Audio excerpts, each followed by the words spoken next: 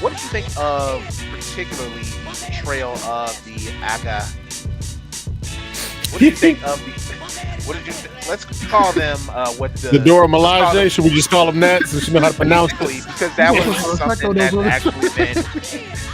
And that's why all of this is just it's a lot of it's mixed to put it kind. It's been mixed reception wise. Like to be woke is to be aware of what is around you. The sufferings of others are included in that. How your actions affect other people are included in being woke. We got we got grandma over here undercutting the parents. That's what we got. Grandma was sitting there hit the fuck up. Hit that weed left, man. She was in a good mood. Grandma was. That's basically, isn't that how grandparents are history? Like, they ain't my kids. Let me be wild. But it also has given places where we can actually utilize it for journalism. We can use it for protest. We can use it to be able to get ideas to kind of coagulate a little bit better.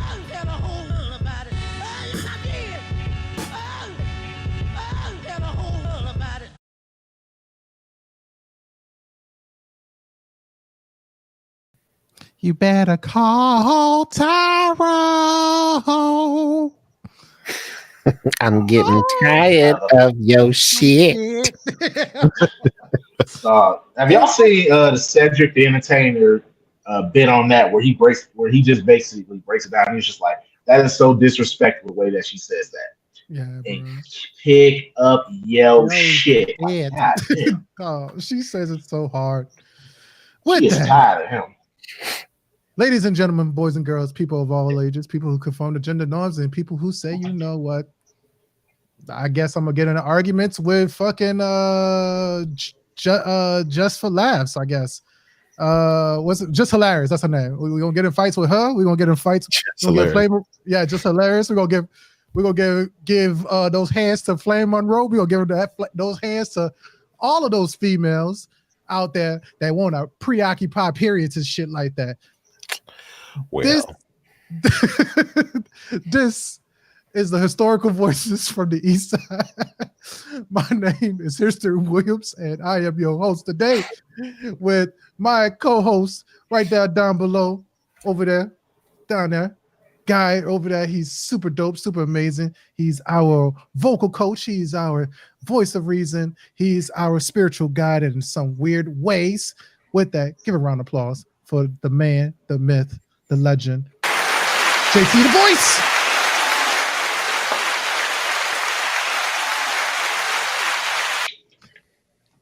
And they got that other nigga right over here.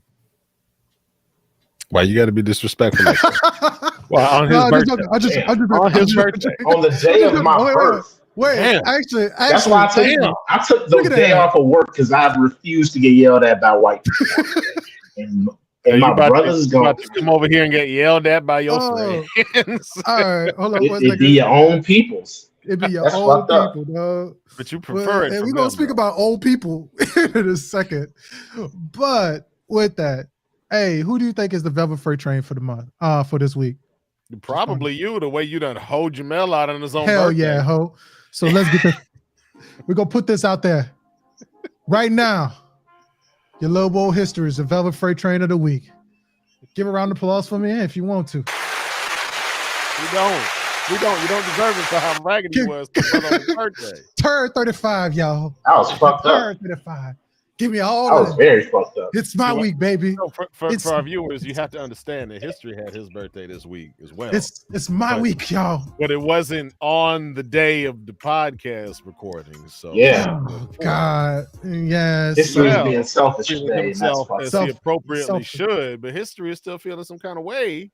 Like he is owed some residuals and some residue with some glory or something. No, homie. No. That's his restitution. I am a good homie. So with that, let's give a big damn that boy that keeps showing up the wrong thing.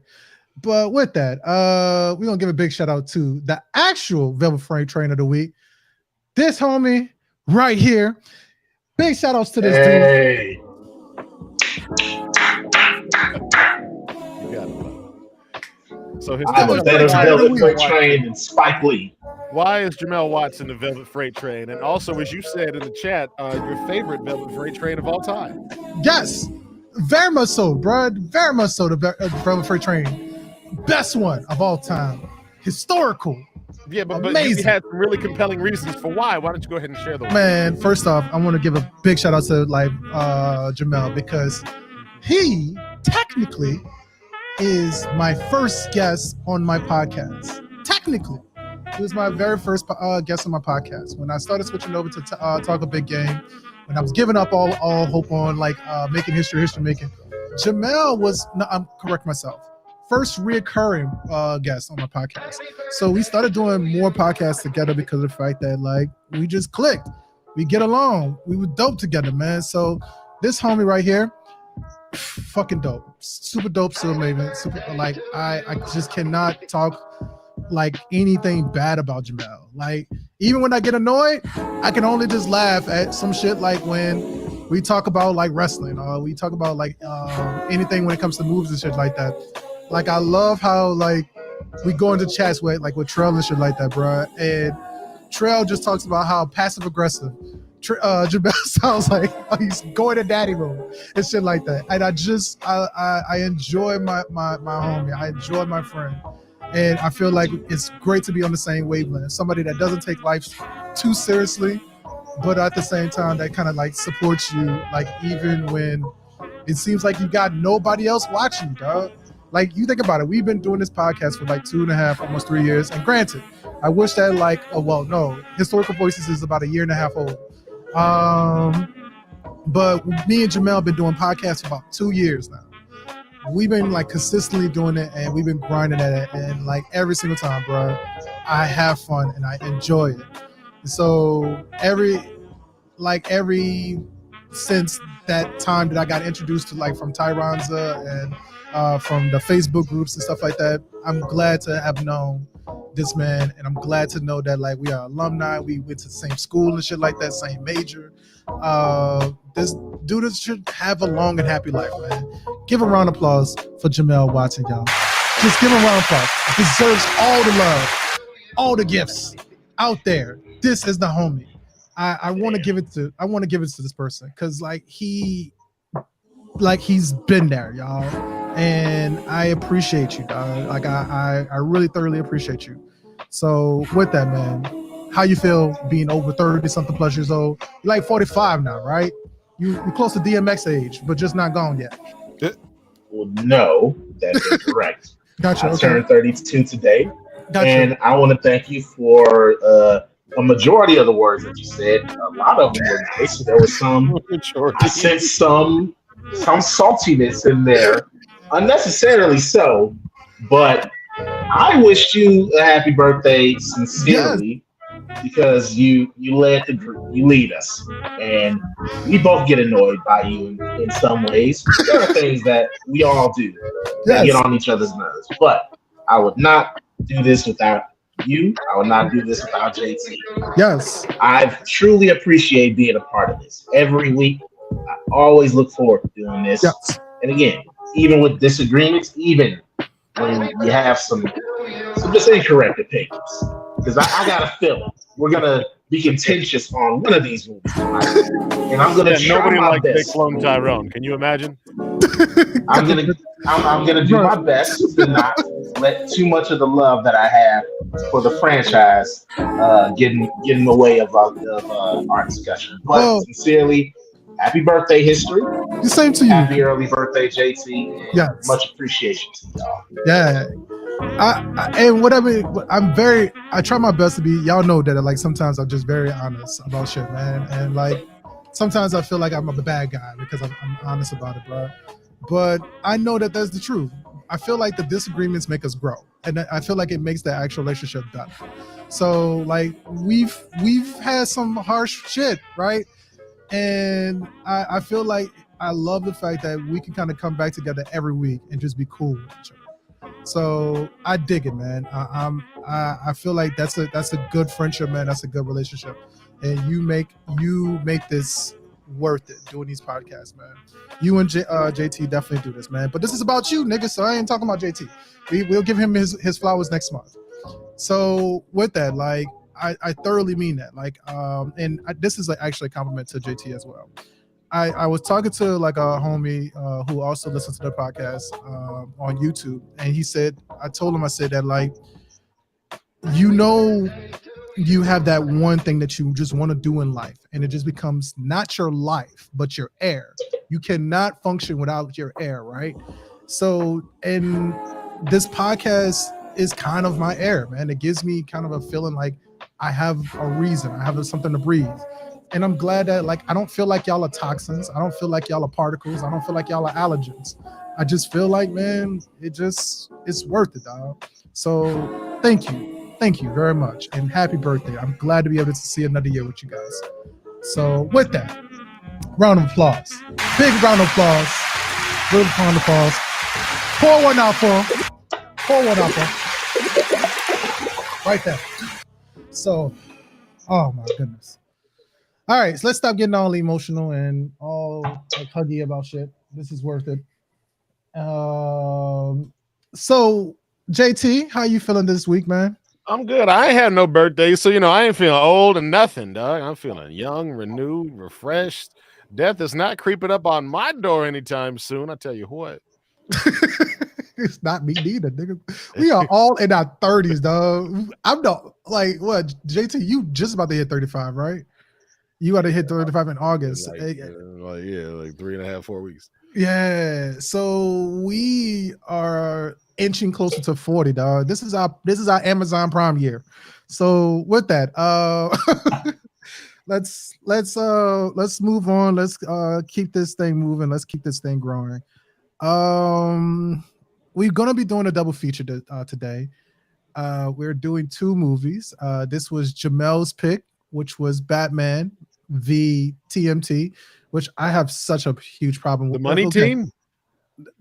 Teenage Mutant Ninja Turtles. Yes.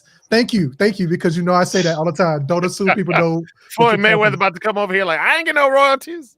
Did you read the contract? No. Well, that's the problem. TMNT, yes. I can't afford it. Yeah, the money team, yeah. We're teenagers. We're mutants. We're ninjas. We're turtles. We're cheesy. You know why? I will give you my reason later, dog. But I'm gonna just tell you right now, because they didn't say one phrase in this whole movie that's like the Turtles been like famous for. This has also affected my rating too. So Cowabunga? No, they say Cowabunga throughout there. Cowabunga was uttered. It was another phrase that they didn't say in that, bro. And they had a couple perfect moments. Time? No. Time to kick some shell. I just love being a turtle. They had a couple moments in that movie. That was more of the live action stuff. They really don't say that all too often throughout any of the other series.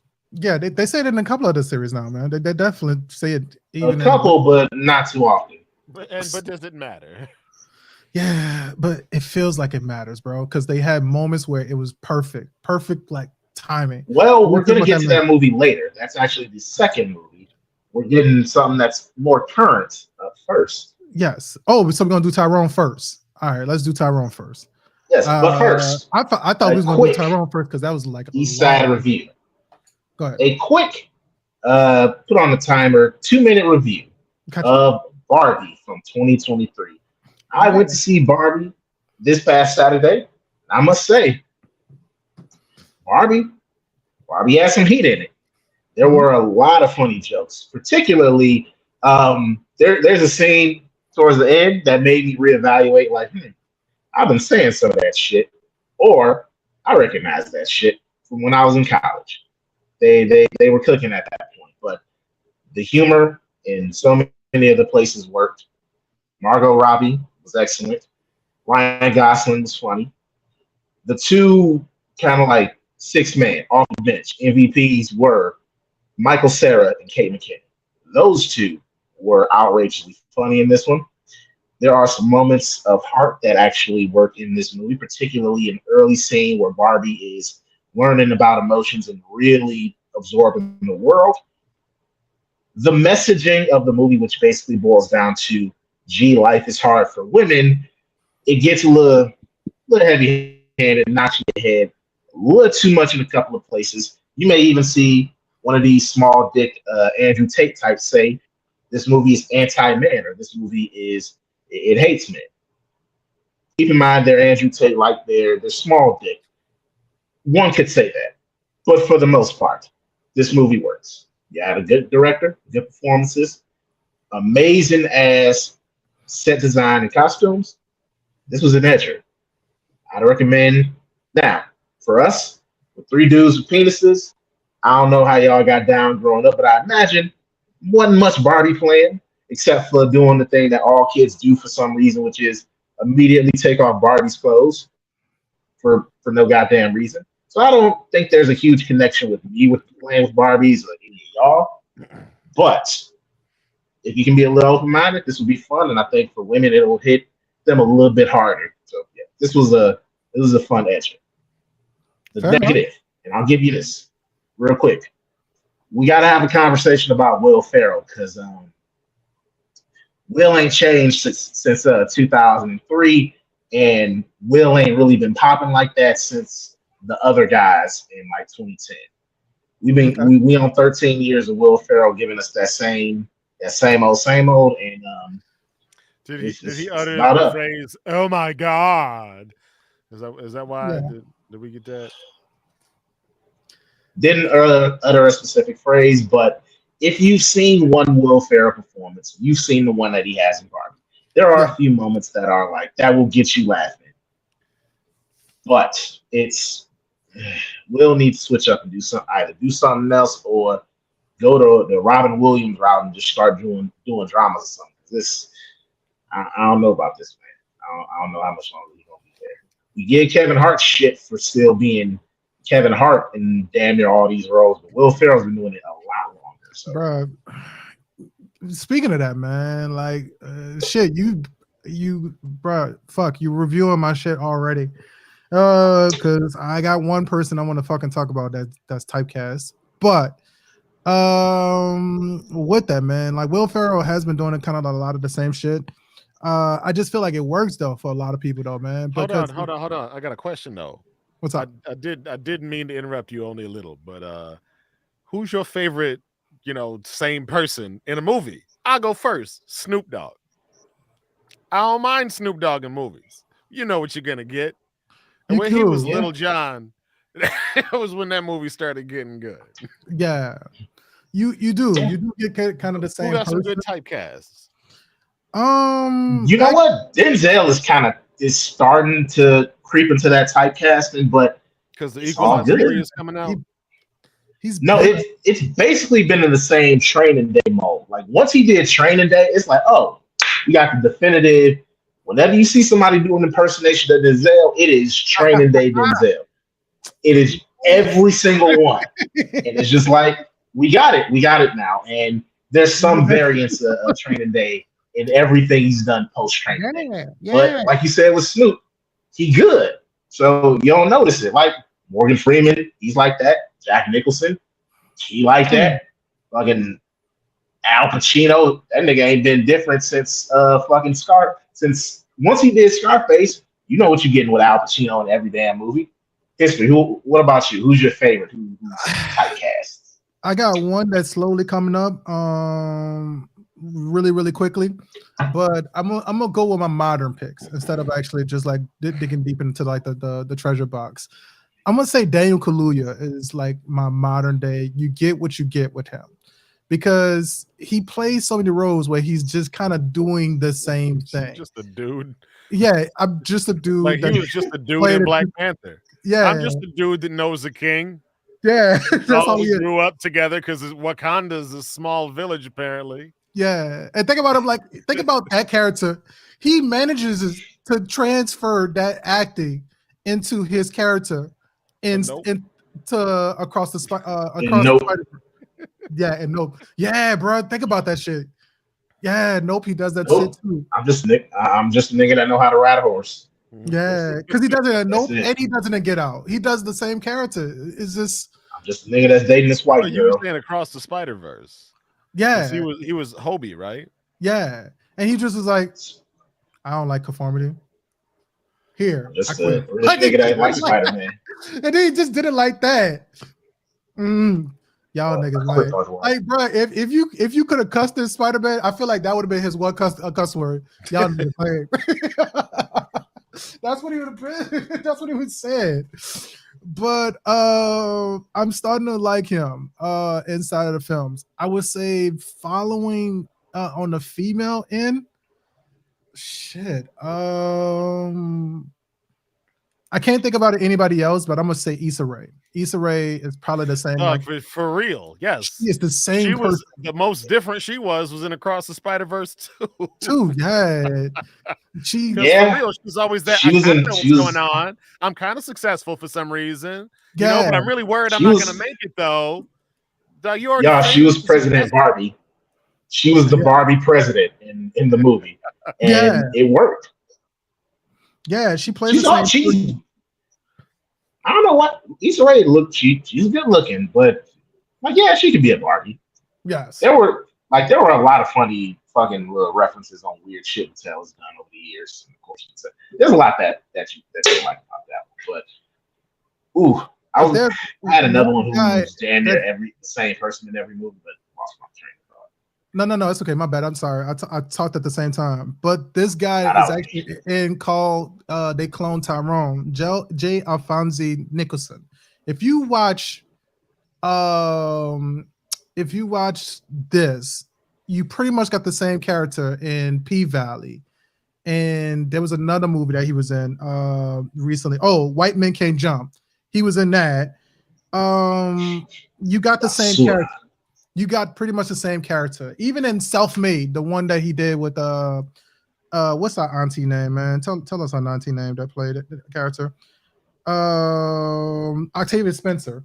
She he plays the same character, bro, every single time. This person that's like a hood fucking person for no reason, even though I'm pretty sure he talks British, even though he's from like Kansas, like Johnny Depp or some shit like that, you know. He just weird. It just plays the same person over and over again. So Michael Rooker is always a racist in something.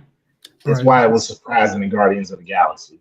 Yeah, like I'm surprised he didn't talk about that green gal or that blue fella in a very derogatory way. Because everything he's in, he was in fucking Rosewood and was sheriff racist in that one. So you could argue that he's and Walton Goggins are good. They're good racists. Yeah, you could say that he's ageist in Guardians of the Galaxy because he kept saying, Peter Quill, the only reason why I took you is because of the fact that you can fit into small spaces. And like, that's every single time. Because he also kept calling him boy, so maybe he was being racist. Come on, boy. Like, he kept doing that the whole time. There's not a much more racist way to refer to a grown man than boy. Bruh. Have y'all seen that? That's a TikTok thing, man. And they got people like giving so much backlash. Look that shit up, dog. They got people who are pretending to be like these country bumpkin kind of like rednecks. And they got almost folded by a couple of black people, dog. Cause they would say, boy, can you reach that up there for me? And it'd be two dudes. They was like, come on, boy, ain't y'all all y'all tall? So why don't you reach that for me? Like you say that shit. Let me tell you this. It's a prank, bro. It's a prank. That shouldn't stop you from getting your ass one time. Just to know that you pranked the wrong one, and maybe you shouldn't be doing that for clout. Boy. Unless you Kratos in God of War, you call me boy, I'm gonna have problems with you. Like if it's Kratos, it's like, all right, I can't fight that nigga. I can't fight that nigga. So you can't shoot him either. Like you can't shoot him, which would be the suggestion with Brock Lesnar. Like Brock Lesnar calls you boy. All right, pop the trunk. Kratos calls you boy. You can't do it. Like you don't have to deal with that. Yeah, he folded. This man folded the dude who's the god of electricity and thunder. How the fuck am I gonna fight that? He fought energy. Killed a mountain-sized human. Yeah. And he adopted the most prankiest motherfucking kid on earth. Are you drinking an energy drink before bed? Yeah. It's like 7 o'clock his time. Yep. Wow. I got a couple hours before I gotta go to sleep. Plan on staying up and just doing some dumb shit tonight, playing some video games and watching some movies, probably some ice cream. You know, Fair enough, man. do all types of dumb shit. What I you don't know if playing I'm gonna work tonight? tomorrow. Do you want some of our viewers to join you? Oh hell no! I'm terrible at multiplayer games. I am gonna fire up. We've played some, Evil Dead with you. That was unnecessary. I played some Assassin's Creed and Red Dead. That's a game that died. That's what's on deck. That game died within 9 months of it coming out, bro. That's so sad. I pulled out immediately. Evil Dead. Which Assassin's Creed? I'm gonna go to 2 and then Brotherhood. Oh, okay. Doing the Ezio trilogy. 2, the good one, yeah. Yeah, the actual good set, yeah. So speaking of games, man, we are actually sponsored today as well. And I'm gonna talk about it right now. In a little bit, I'm gonna put the link up.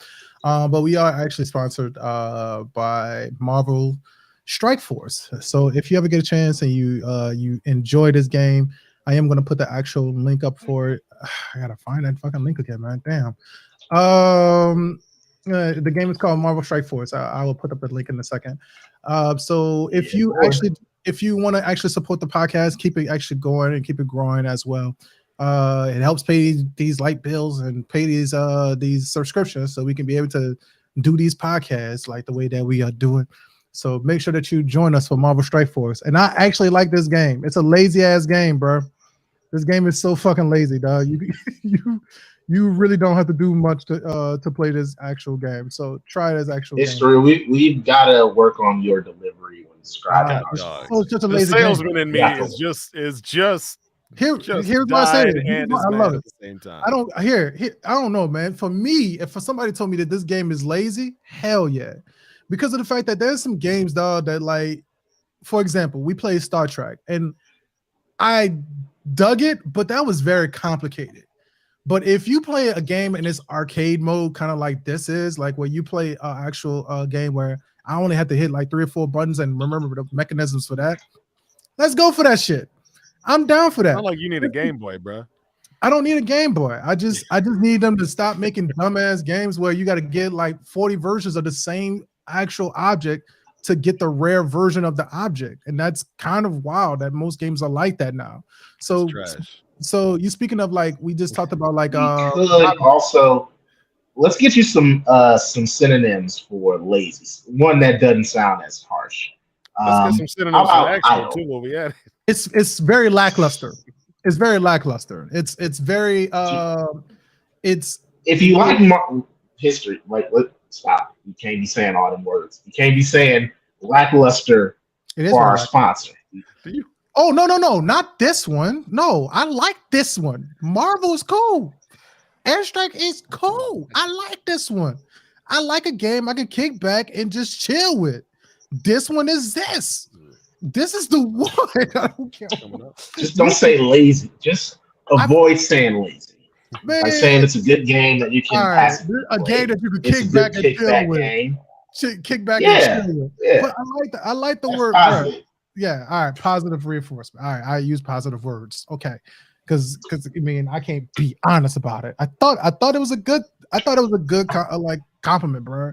Because like if you feel like you had a long ass day and you just like, man, I really don't want to figure out the fucking like keys to life.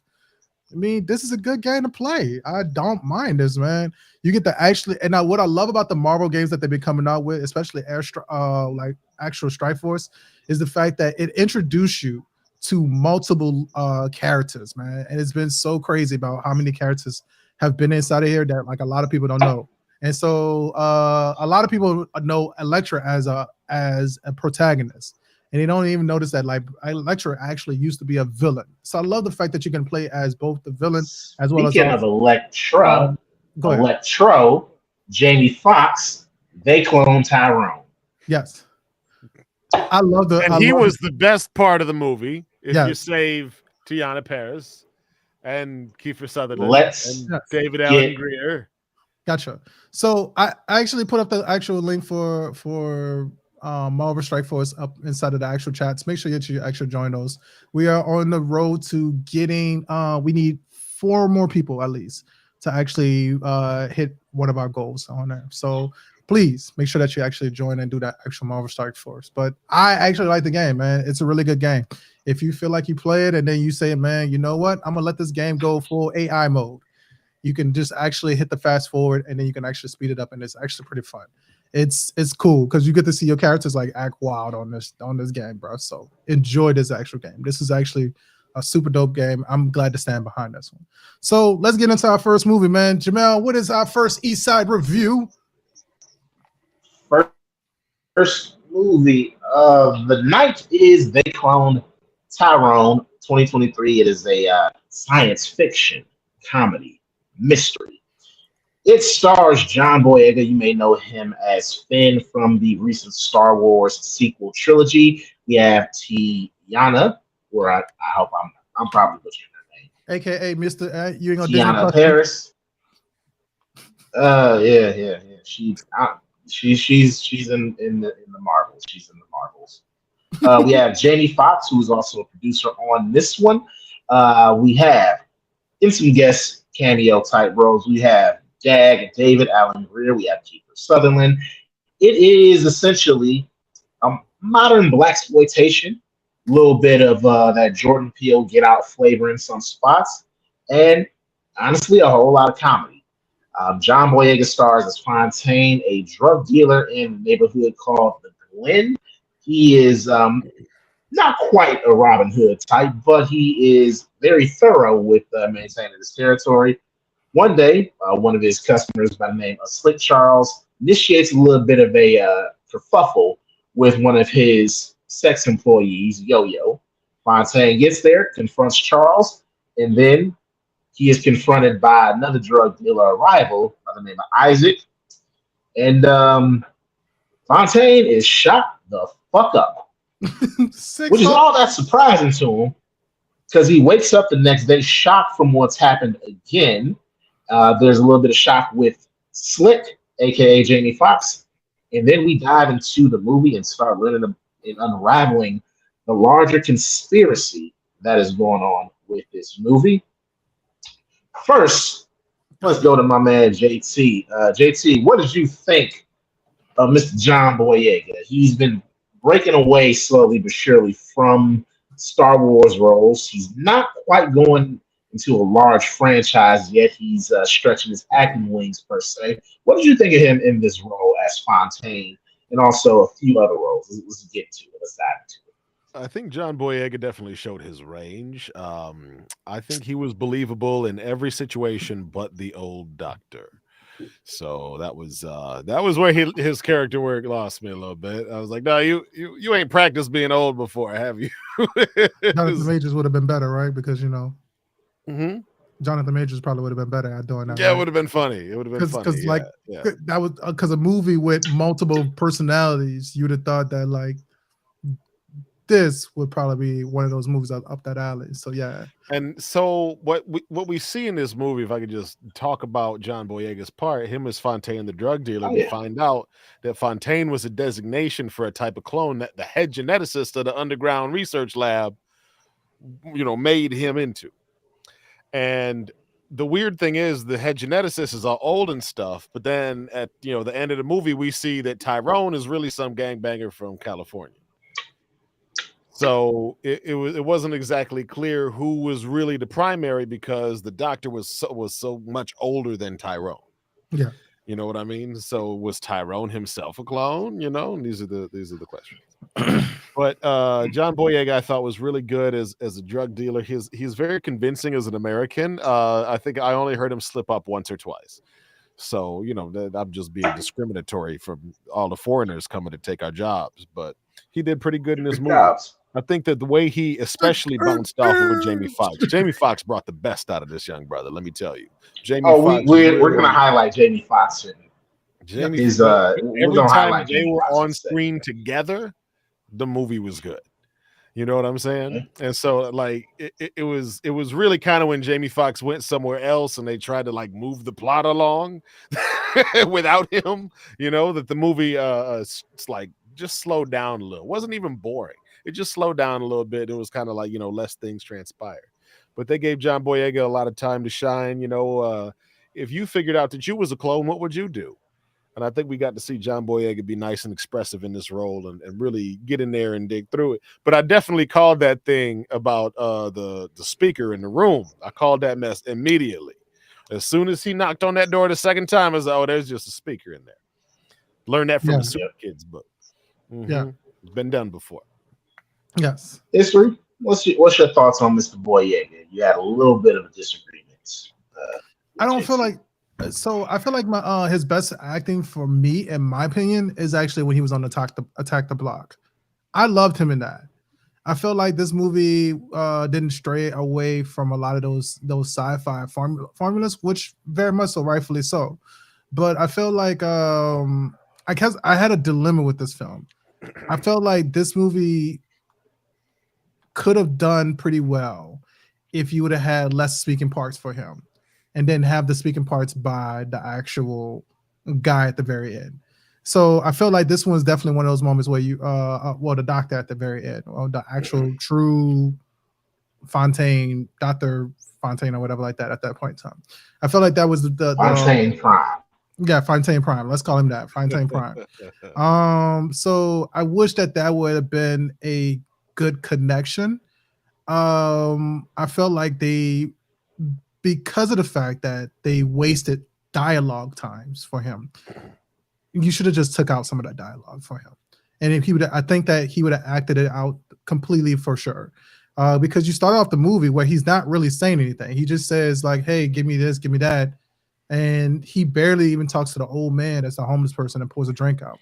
And I just kind of wish that would have, I wish I would have kept going like that, where it was kind of like that, kind of like that thing, and just let it go like that. Because later on in the film, you would have got so much more of that context and understanding why he was such a kind of like a silent and kind of broken sounding man. That makes sense. But the parts where he acted irrational, I just felt like some of those scenes didn't match the character that I seen earlier. And I think that's where, like JT said, you can kind of catch that British portion of him kind of came out a little bit. You know what I mean? Because like he'll get mad. Hey, bro, I swear to God, if you would have asked him why he was mad and yelling at the person, if you would have said, bro, you want a bottle of water? Yeah, sure, I want a bottle of water. You know he would have came out with that shit hard. But like those angry scenes, yeah, those scenes where they showed that he was just like running up on everybody, it just didn't work for me. It didn't work for me. I felt like I loved the mysterious portion of him being quiet. Did you see John Boyega get out of the car and walk exactly like CJ when he was robbing a house in Grand Theft Auto San Andreas? That was that. Bruh, tell me that you didn't look at this and think Tyrese Gibson off of Malibu Most Wanted when you was looking at him. Dog, that wasn't Tyrese. Not Tyrese that Gibson. Tay Diggs. Tay Diggs, yeah. Tay Diggs in that fucking movie. They both T niggas. All right. Yeah, Tay Diggs. Yeah, tell me that you didn't look at that nigga. Well, Tyrese is almost not too far different now at this point in time. Tay Diggs, though. Tell me he didn't come off. Wait, did y'all see that? Have y'all ever seen Tyrese's audition tape for Django Unchained? No. That shit is out? Oh, I got it. Oh, it is hilarious. It's just him practicing. Put that shit in the Facebook group. Put that shit in the Facebook group. I will. I'll put it in the chat in a little bit. But yeah, it's just basically him yelling his ass off. I mean, it's the funniest. It is. What you got on your TV, dog? Oh, what? Nah, this is. We can see it in your glasses. Oh, this is a computer screen. Yeah, this is a computer screen. Yeah, I've got stuff about the movie here. Yeah, he got his phone look like, and then they got the computer screen. No, I'm looking on my phone. My computer, one screen is right here. Other monitor is right here for work. I've got info on movies on this one. And then this one is kind of just the main computer. I got Bleacher Report up there for just looking at scores and stuff. Yeah, that's my man Jamel looking like he's one of the pilots for the Nebuchadnezzar. Nebuchadnezzar? No. All right. Well, we're gonna move on. Alien? No. that's another Matrix. One. Yes, exactly. There you go. Oh, that one. Yeah. The Matrix. It's been a while. let's touch on, because I want to give Jamie a bit meatier of a talking point of the primaries, because he does. Fuck it. Let's just go into both Jamie and Tiana Paris, Slick Charles and Yo Yo. Man, we really don't appreciate like how good Jamie Foxx is, and I think the one positive out of that weird shit that happened a while back, where he was in the hospital and he may be dead, may not be dead, may be cloned. Like the one positive is that I do think it gave some people a new appreciation to celebrate Jamie Foxx, because he is one of the most talented people, just purely on what he can do. One of the most talented people that we got, and would have been such a shame to not see Jamie Foxx in more stuff. He was hilarious in this movie as a pimp named Slick Charles. From that Tyler Perry-esque wig that he had on, to the jewelry, to everything about this man, he was. I've seen that type of dude so many times growing up, and it was just hilarious. But we're gonna kick things off with you. History. What do you think of Jamie Foxx as Slick Charles, and do you have any thoughts on Tiana Paris and what she did in this movie? I love both of them in this film, man. I absolutely love both of them in this film. I love the dynamic between them two, and I almost thought that they were trying to hint that they were going to be in a relationship with each other at the very end, like going full fucking Terrence Howard at the end of and Taraji P. Henson at the end of Hustle and Flow. Y'all see that? What? See what? Oh shit! Your house is haunted. Yeah, I'm about to say yeah. Sorry, I didn't mean to interrupt. No, it's fine. That's okay. Spirit of Sidney Poitier coming to talk to us. Yes. Why did you make me the very freight train of the week? Why the fuck did y'all talk about that No Money movie? Yeah. Talk about Uptown Saturday Night, or let's do it again. So, but I love the relationship between it. I just felt like sometimes like this movie felt like it didn't answer his own questions. That it was really posing. didn't. It didn't answer his own questions. So there was points like the way that they kind of like hinted at a lot of shit. It felt like Paris and Fox was supposed to be together the whole time, and that's why Keith from Sutherland character was like really pissed. And he was like, I don't understand what you've seen in this guy. Well, he was a pimp. She couldn't see nothing else but his hand, his backhand at that time, man. Like, fuck. Like, I don't understand why this is a thing. She has no control of what's going on. So with that, I love that. I love the conversations that they had between Jamie Foxx character as well as also John Boyega's. That's the only time I love the communication. That's the only time. Is when they talked with each other throughout the actual film. I just wish that I would have had more of a "I'm your daddy" conversation than the "I'm a nigga that's just scared of you and I'm just doing shit with you" kind of conversation. Right. Because that's what they was trying to exploit, right? Is that like Jamie Foxx character is older than John Boyega's, right? Fontaine is older than Slick, right? No, well, the Fontaine that we see. Dyslexia. Slick is older than Fontaine. What is dyslexia for people called? What's called dyslexia for people? What you mean? Dyslexia? Because you got these niggas mixed up. So I was thinking of the characters and I just said the names backwards. I meant the other way around. So sometimes it just goes backwards. But I feel like we should coin a term for dyslexia for people when you don't know one nigga from the other. But you're not racist about it. You know what I'm saying? No. I knew what I meant. It just came out. I got you. Yeah. Yeah. All black people look alike to even black people. Dysplaxia, is that what we should call it? Dysplaxia. Yeah. Dysplaxia. You confuse one nigga for another. Yeah. Is that a thing? Let me Google that. It's just like mistaken people. It's called mistaken identity, right? I mean, mistaken identity. No, you don't get it. You don't. I get what you're saying. No, Google doesn't get it. Google is stupid. Yeah, fair enough. The AI doesn't understand. So that's why I draw my fingers. I don't know if Slick seemed like a hidden pimp, because I used to watch the show on HBO. The Deuce is from the same people who did The Wire, and that whole first season is about pimping in '70s New York. Like he didn't give off the vibe of a hidden pimp. He gave off the vibe of just a regular shit talking pimp. Like the hidden pimps that I've seen are a lot more aggressive. He seemed like a friendly pimp, almost comically helpful. I'm just like, trying to guide these women for a couple of months and guide them in the way of making money where they can get out of here and go get a bus ticket to Memphis. Fucking Memphis of all places, dog. Right. Wait, and also on top that of is wild. Former murder capital of America. Yeah, that's another thing too. Is the fact that this movie was so hell bent on making Memphis like a safe haven, but this is like early 2000s. They don't kill niggas in Memphis. Dog. Meanwhile, you got Ja Morant on the border just waiting for people. Yeah, dog. This is the year of whoop that trick, nigga. What you talking about? Because he pulled out that Motorola Razr phone. I was like, bro, I remember that in high school. Who's that gang rapper who talk about I got the bags in the trunk. I keep them with me when I roll around town. Who was that? Oh no, every fucking rapper in early that can be like 12 people to be quite honest. He was from Memphis. That sounds like shot. He got his shit jacked. That's why. Yeah. You see that dude, you know. I think it was Young Dolph. Go get him.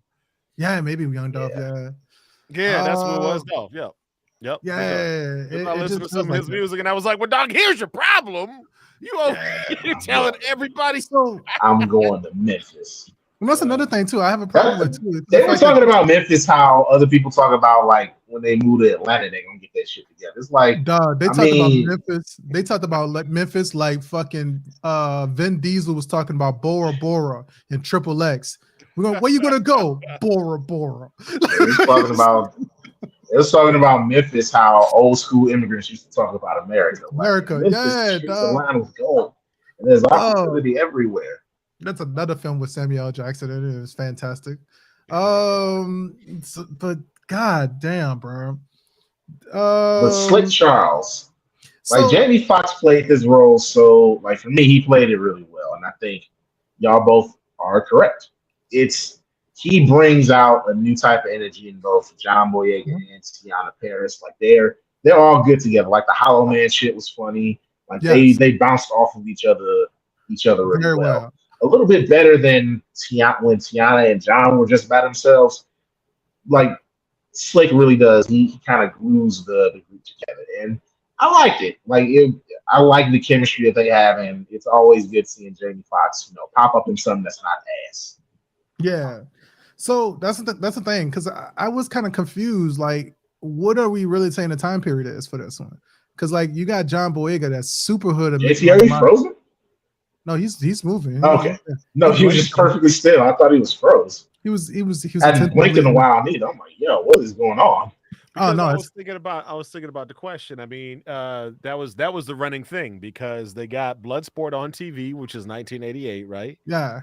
And then they had old girl talking about blockchain.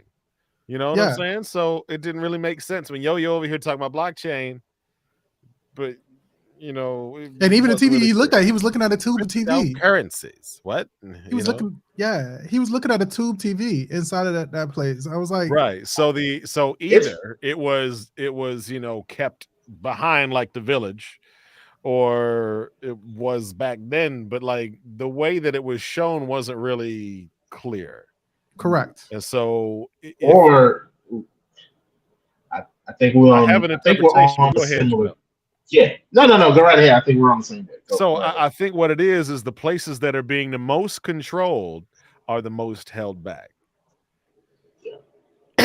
Conservative places, right-wing places, Republican places. You know what I'm saying? Because if you go look, and it's crazy how it's the Republican states that are, like scuttling their education.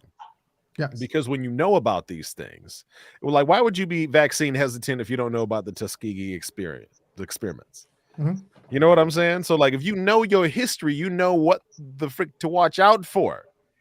And when you start seeing all of these people at the chicken shop laughing and stuff like that, then you should know we got some experiments getting ran on us right quick. Don't eat the chicken. Yeah. You know what I'm saying? So that was the kind of I think that might have been the subtext of this portion here, but Yeah, because you see that they tried to do that with Slick, and looking at Fontaine, he was actually laughing.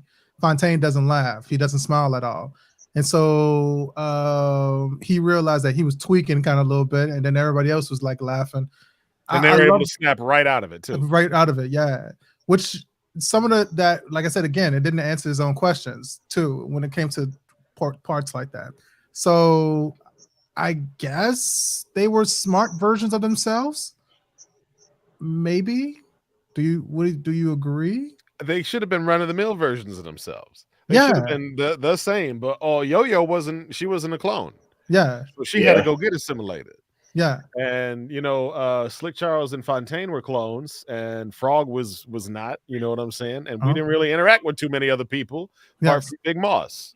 Yeah. So ultimately, it felt like it wasn't clear who all was there because they wanted to be versus who all was there because they were being forced to be. Yeah. And it was never really clear, and it like the scope of the treachery of the people who were behind this wasn't really clear. You know what I'm saying? Like, it wasn't, their goals were just what? Assimilation. Yes. Really? And I think it was kind of funny though in old Fontaine or Fontaine Prime's office. You saw them kits that they had in there, right? And how it went from black to real light. Yeah.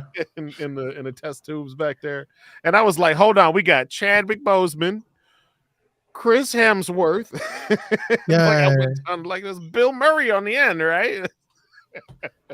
I ain't gonna lie to you. I thought about like what it made me think was about the argument about the light-skinned singers. Remember how like that was an argument about like Kelly Rowland versus Beyonce, Diana Ross, and then like the Supremes and shit like that. And it was like about the actual light-skinned singers, which ones was making money more and which ones people were highlighting. And it was the light-skinned people more than the actual dark-skinned people. Beyonce can sing circles around both of them Destiny Child's broads combined. So damn. That's a hill that you're willing to down. Okay, I support that. I mean, Kelly can sing, but she can't hit them notes like Beyonce be hitting with all that power. Nah. I'm not gonna have this argument. I'm gonna be smart, and I'm not gonna have this argument. This is one of those ones that I didn't say it like Uncle Ruckus. You know what I'm saying? But like it could be. I think it's differently. I think that none of y'all said shit about Michelle, and I'm not either. I said combined. Yeah. So, like she's kind of a given. Like, you there, I guess. On now. Yeah, he's talking about multiple levels of Destiny Child. He's talking about like starter tutorial level. That's the first 5. I mean, the big Latoya Luckett is kind of the only other notable singer from that group. Like nobody is really out there trying to buy that new Michelle single. You realize that like Destiny Child had more players like game seasons than fucking like the NBA, right? They went from like, oh, we're gonna have like a big 5, and then we went to 3, and then we're gonna go to the final one, and that's like Beyonce. So I love how they got King of the Hill group. Yeah, it was. Who can outlast? Who can outlast? Who? It was a test subject right there, right? But Kelly hung on though. Like she's the only one who was there the whole time that Beyonce was. Because she probably realized, she knew what was gonna happen. She knew what. I mean, how many of them were clones? Huh? Just because they could sing, so they brought the clones out. So reason why that came to come across my question is because the fact that like you think about like modern like hip hop culture is even the blonde hair and the colored eyes and shit like that, you know what I mean, as styles and shit like that. And so I thought that was something that he was kind of like hinting towards is the fact that like now you got these people who starting off like these dark skin, like black pride, love like of your dark skin, to now you got people who are just like, hey, I'm lightening myself up in that colorism aspect. So what did you feel about that? How did you feel about like that narrative that they sound like they was kind of pointing towards?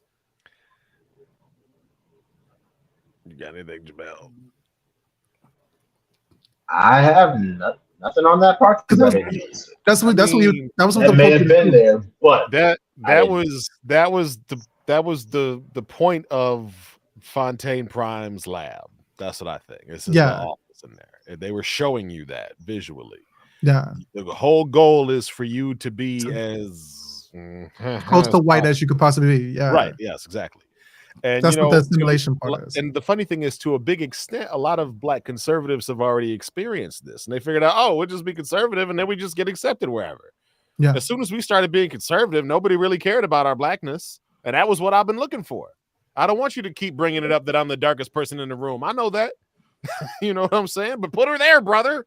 You know what I mean? hmm And so it's definitely present. yeah, One of the things I think you got to watch out for is that colorism is real subtle, and it's real. It's nasty. It's a nasty thing, yes, and you don't want to have that in your life. So if you identify it in your life, you got to go rip that out and practice being regular to everybody of all the shades. hmm But I tell you what, if you ever feel like your shade makes somebody else uncomfortable, that feels like power. It feels yes, like you were a X-Men mutant and you can't control it. You know what I'm saying? Like it just came out. Oh no, I didn't mean to have my blackness leak out right now. I was trying to keep it in and just walk around and do my shopping. You know what I'm saying? But the do-rag is giving me away. I put the do-rag on, now I'm totally black as far as loss yes, prevention is concerned. yes, You know, so like I've been there. You know what I mean? yes, I think that's something that you got to watch out for. And a lot of these movies, they know that this is a practice. And so when you got a black person, if you're gonna get cast in certain roles, you know what I'm saying? Why you think most of the folk in Bridgerton was all light-skinned black people? You know what I'm saying? Where yeah. was all the folks who looked like they was fresh off the boat from Africa? I don't know. I didn't watch the show. I'm asking y'all. I They, didn't either. yeah, I they know what kind you're talking about. so in the modern season, this is the Ah, way. the Africans. Yeah, I'm gonna say I You watched. did. Yeah, so the very first season, I think the very first two seasons, they really were kind of highlighting more the white people in that one.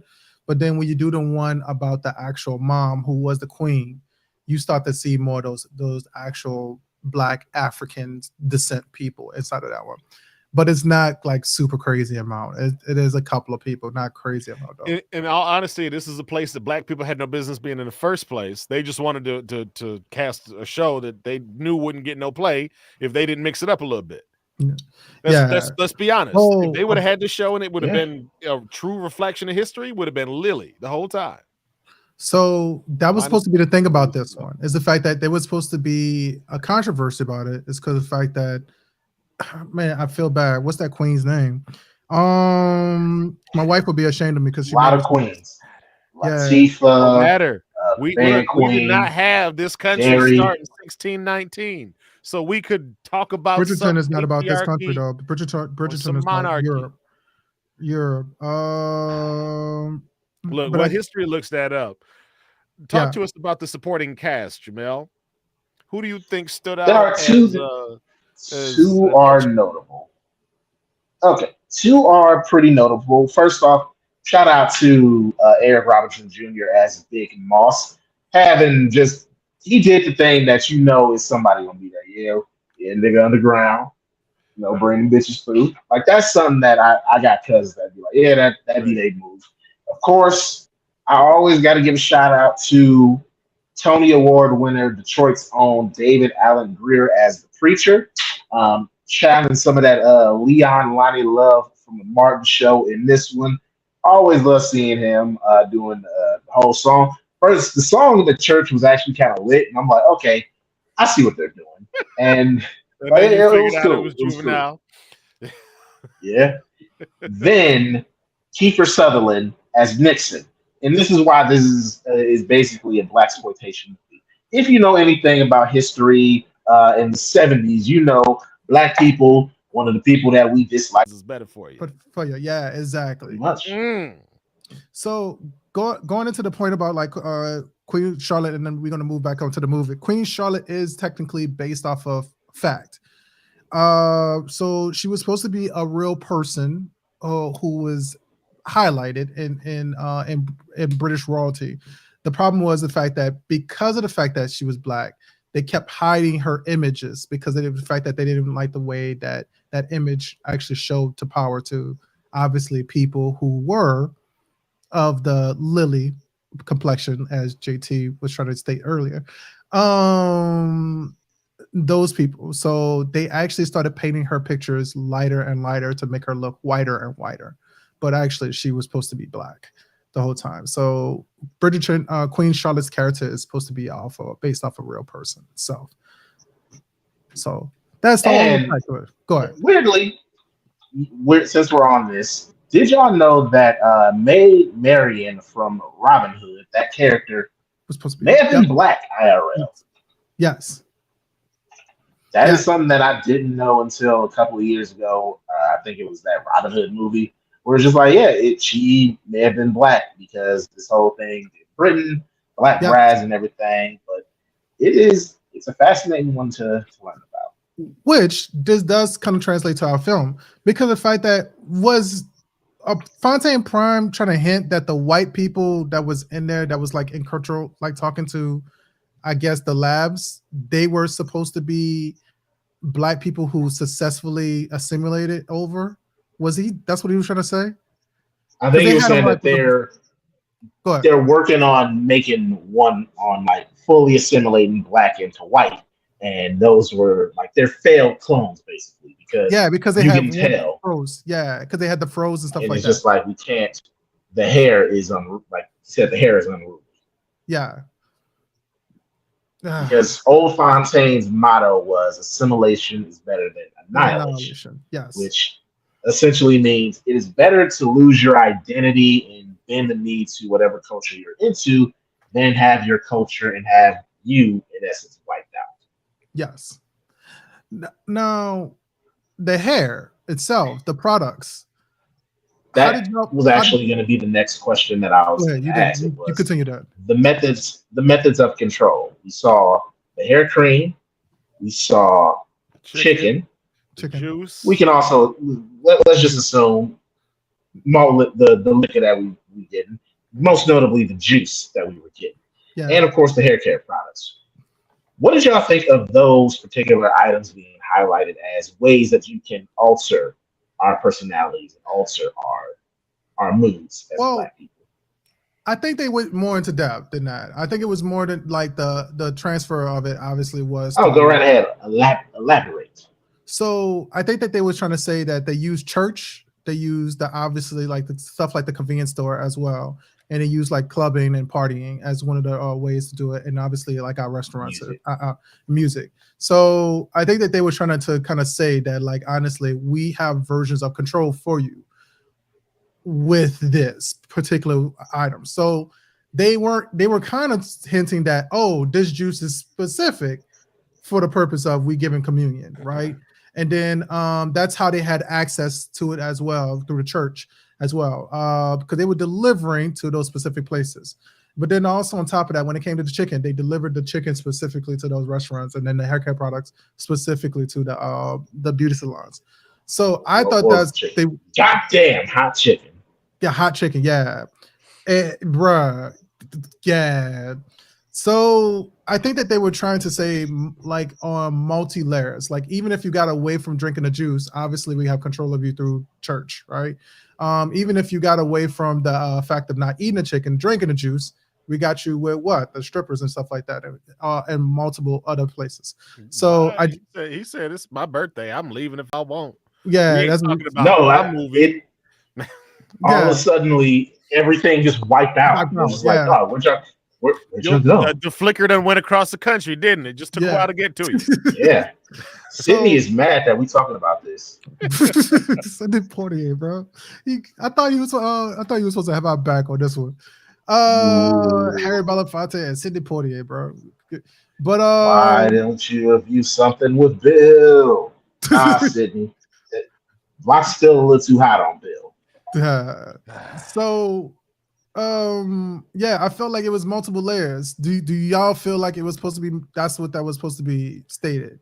Well, let's talk a little bit about it. So as far as I'm concerned, Christianity is an African religion. I mean, it's in the northeast corner of Africa. You know what I'm Yeah, saying? However, a large portion of Africa is Muslim. You know what I mean? And that was created even further up to the northeast, into the deserts there. correct. And I think that we got a watered down version of Christianity because it excused the horrors that was slavery in this country. And there was basically a time where if you wanted to believe in Jesus, you had to accept that he would want slaves too, because the Bible used the word slavery, slaves, and all those other things. And so, oh, it's just a part of life. It's going to be here, and you just happen to be the slave, you know? You still got to do everything right. Well, that's obviously not what the Bible is about. Jesus, who came to set the captives free. You know what I'm saying? So they're talking about, you can go get the wrong version of this because we crafted that for you. Yes. And you can go get the wrong version of a grape drink because we crafted that for you too. Yes. And especially when you talk about, I mean, African hair, when I see African hair a lot of the time, it's in tight twists. It's braided up real nice. Some of the most like elite braids you done ever seen.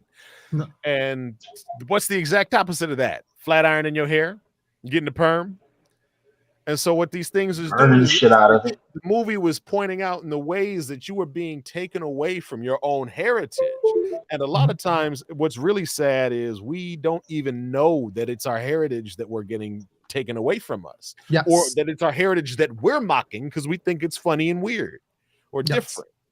And so can you imagine to be put into a place and have everything around you be so topsy-turvy that it makes fun of where you came from and it invites you to join in? Yes. Because that's what this movie was showing us is happening to these clones. And if you didn't do your job right, bang, we'll just get another one of you. Quite literally. Yeah, and that they kept like banging that, like no pun intended, throughout the banging that message throughout the whole film is the fact that, oh, well, you failed. Well, right after you got shot, they picked him up with somebody else, picked him up and then brought him to the lab and switched him out. It's what they are too. Yes. Like, because they even say it's what they do. You Yes. got a pimp. What's a pimp? Let's keep it 100% honest. Someone who exploits, someone who abuses. That is a pimp. Doesn't seem like that Slick Charles again. Doesn't seem like the beaten type of pimp. But pimps in generally are terrible human beings. You know some. And You then know you some have nice a pimps? drug dealer. Hey, sugar, how you doing? Oh, did that dick hurt your throat? I'm sorry, baby. Why don't you go ahead and take the rest of the night off? Get you some tea. That's not going to happen. Yeah. No. Nah, pimps No. are terrible. They're awful human I beings. thought And Jamie Foxx so was a terrible pimp too. He gave the hoes the night off for real. Like, Yeah. I gave them a couple of days off. Well, Damn hoes, yeah. Yeah. And see, that's what, like I said, again, I feel like that film did not answer its own questions. Because now you got 4 or 5 other versions of that same person walking around now as an escaped person. Well, it's chaos. I think that's intentional. I would argue this, My bad. that there is 4 or 5 versions of you walking around inside of you right now. Correct. You know what I'm saying? There's you that you put on for Showtime. There's you that you put on for your wife. There's you that you put on for your kids. There's you that you put on when nobody else is around. Yes. You know what I'm saying? So in a sense, we all are walking around with these different persons in us. And you got the worst part is when you wake up in the morning and have to decide which one of your faces to put on. Yeah. See, I try to actively do the exact opposite. I try to be the same me every day. See, and a lot of people don't like that because they couldn't do the same them every day. Yes. So I feel like I actively do it just to keep my sanity and be able to actually turn it off. So when I was in the Army, I did not turn it off. So on streams, I'm History Williams. I'm supposed to be History Williams. Now, actively, this is kind of why like it used to kind of made me flinch or kind of like frustrated me a little bit when my real name came out. It's because of the fact that that's my wife and kids. That's supposed to be for them. That's not for nobody else. And JC is for work. That's if I know, and also on top of work and school. And that's usually also another way that I know other people. So if you say JC, shit, I know I gotta go in the catalog for where I know you at and everything like that. And I know how I gotta be able to talk to you as well. Because some people don't like the way that you talk to them. And granted, the more that I've been kind of getting more into myself this past year, I have been kind of like fusing those things. But I still like that privacy. Now, granted, I think I've stated this. JT kind of knows a better story about why I'm definitely very, very fucking private about my family because of a bad experience that I had. But I like to keep that separately. So I definitely do get that message that you're saying. I don't feel like that film said that message, because I felt like they were just saying, you die, I'm gonna get another person. So I think that basically the message was that like these pimps and drug dealers are just a conveyor belt. They're gonna have some power void no matter what. I don't feel like it was a statement of identity. Right, and that's one of the few places that the movie I thought fell flat notably, and like it was hard because the movie was very close to being perfect. Yes, I'll just go ahead and give you my rating right now. This mug is an edger because it just was not perfect and it didn't pull out all the stops to really give me that, that mindfuck kind of sci-fi twist. Yes, it was really just like, surprise, niggas, you being controlled. That was pretty much about it. Yes. And I think that ultimately, like, it doesn't give you your way forward. Yes. And I think that's one of the things that Hollywood is not good at doing, is showing you that there is a other way presented than what you thought already. Or there might be a false dichotomy. You can only vote red or blue. All right, well, Cornel West is going for the Green Party. No. That ruins everything. He's a spoiler. Don't do that. Don't listen to the Green Party. And that's what you get a lot from people. Yes. I watched Cornel West talking to Glenn Lowry, and the first thing that Negro did, talk about, you're not going to win. Now with that attitude, Glenn, you punk. Yeah. But so go ahead. I wanted to just draw the parallel. In the same way, the movie doesn't really show you how you can go out and be subversive for the people. You know what I'm saying? And all it was really like, just leave. Go to a different place. That's the answer at the end of the day. Just go to Memphis. Yeah, and it felt like when it kept talking about Memphis, I was like, you're going to another place that's similar to the place that you are at. You might as well just say that I'm going to go to fucking Jackson, Mississippi. I'm going to go to all this. That might have been. Whoa. There's levels to Memphis. There's levels to nobody. My people are from Mississippi. I plan on never going there. That's where I'm at. Here's the only reason why. I want to say, here's the only reason why I was saying. I don't know. We free in Mississippi. My family, I have like two sides of families that's from there. So I have my mom's side of the family and my dad's side of the family. My dad's side of the family is kind of more like northern Mississippi. And so those are the people that's from like Hattiesburg and the Jackson and everything like that, Mississippi. Whereas I have my mom's side that's from Natchez, Mississippi. And so I kind of told y'all a little bit about that. And even when I went to college, I was trying to go to Tennessee State University. I wanted to go to HBCU really badly. So I was learning about Tennessee. I was part of the Grand Rapids Kappa League. And most of our actual fraternal brothers, high school fraternal brothers, were all in that Memphis area and stuff like that. And that's all they were telling me. Like, man, shit, we just basically an overpopulated version of Mississippi in our areas. So I'm using that as a reference for that. And so but if you went to Mississippi, dog, Mississippi still drink hooch. Exactly. I'm about to say Mississippi. Mississippi is hard, dog. Mississippi is hard, dog. Which, by the way, that's the thing too about this movie. So you have I think the character name is Isaac in here, which is J. Austen's character. He was in P Valley. P Valley takes place in Mississippi. If you look at the setting of this place, it looks like fucking P Valley set. So I mean, it probably was. It probably was a fucking set of that, yeah. So Isaac character, he plays pretty much the same character in this fucking film where it looked like fucking Mississippi, dog. And it's just like these like small little couple corner stores and then like low high-rise houses. Mississippi is how black people time travel. Like, ooh, this is full color TV. Full color TV, yeah. Well, fellas, let's start wrapping this up, seeing we got another movie we got to get to. So, all right. What did y'all think of the movie? JT has given his rating. Yes. History, what about you? Okay, so our What's West your Side rating? rating is based off of a 5-point rating. So we got actual winner. 4 is edger. 3 is slumper, sleeper, and then we got dumpster. If we throw anything that's very terrible, anything that's very trash, we throw it in the dumpsters where all the rats are doing the butt, getting some rat ass where it's supposed to be. So with that, Jeez.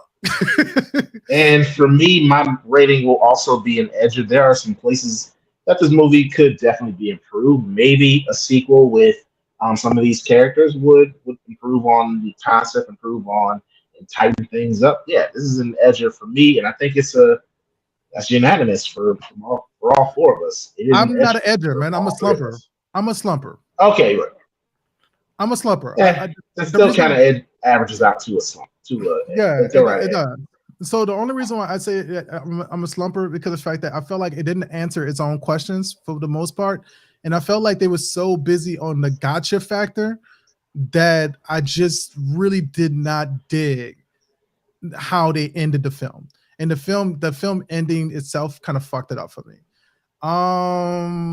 And I kind of spent the whole movie figuring out like this dude's name is Fontaine. Who the fuck is Tyrone? And so I felt like I was kind of like in the Outer Limits or one of those old TV sci-fi Twilight films, Zone. Twilight Zone and shit like that, where it just kind of felt like, all right, so is he watching a movie of himself, or is he just I'm watching a mirror of myself that's watching a mirror of myself and I'm watching a mirror of self.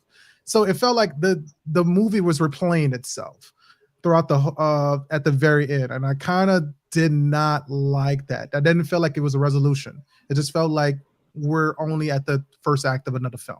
That makes sense. So I felt like it was a I can slump. see where you're saying that. Yeah, So I I will. also One I have a last thing on this before we dive into the next movie. Erica Badu does a rendition of "Call Tyrone" with They Clone Tyrone.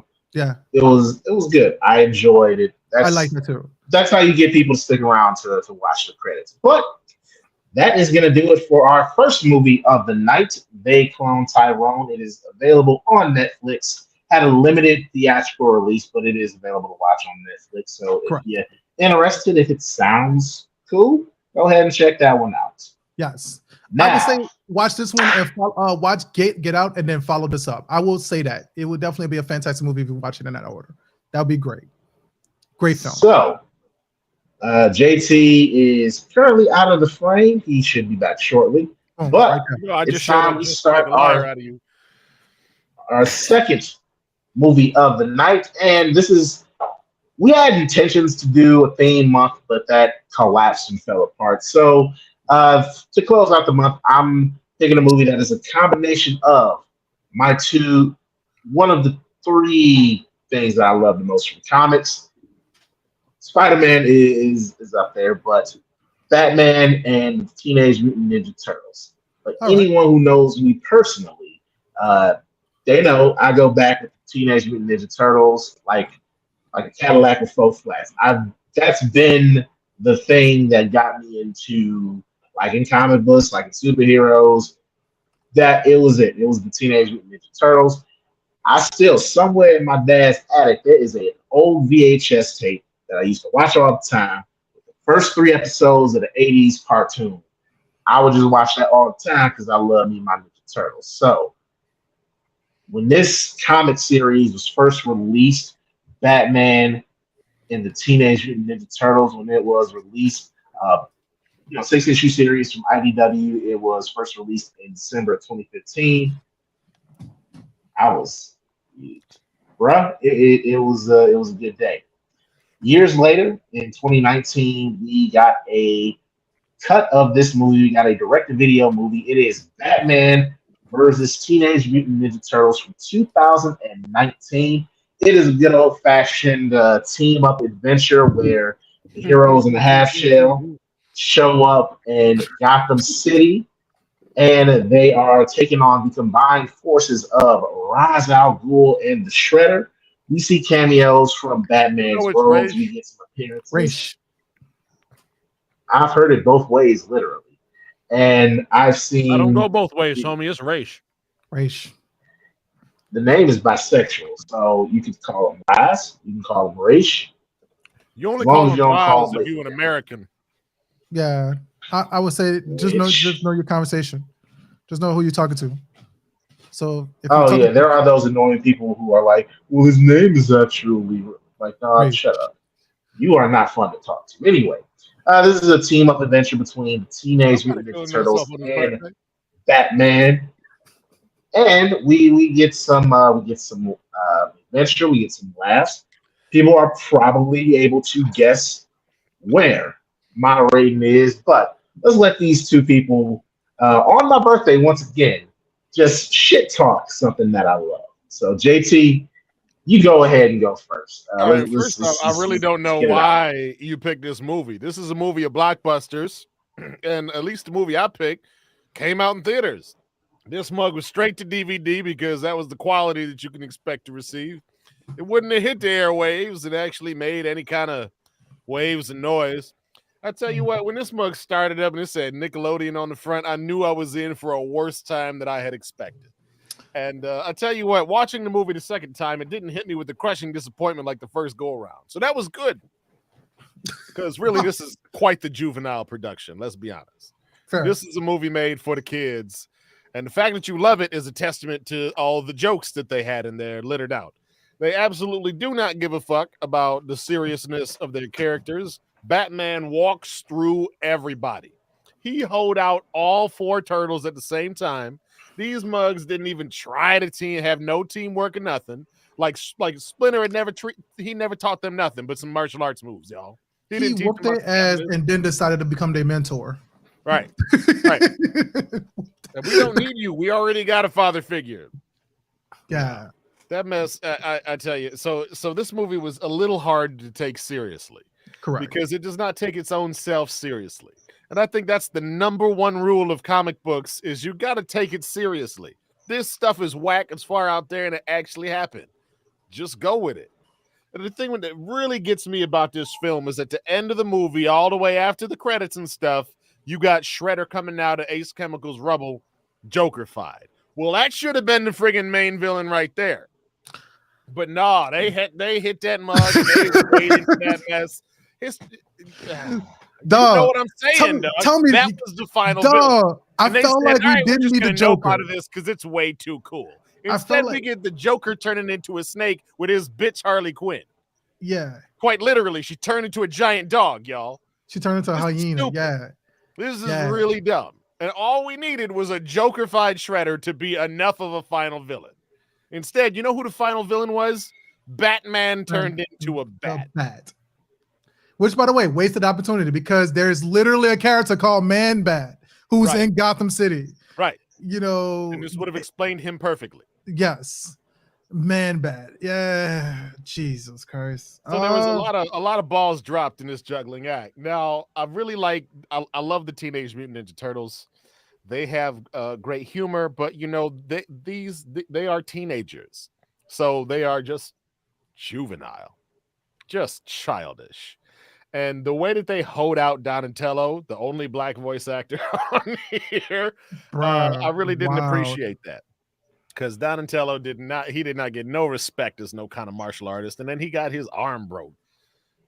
Donatello was my favorite. My granddad got me Donatello action figure for like my first game. Donatello. Here's the thing. And here's the Donnie's, as far as the physical threat, Donnie has always been consistently the lesser fighter of his brothers. He's the smartest, but as far as the skills, he's the least talented with regards to the fight.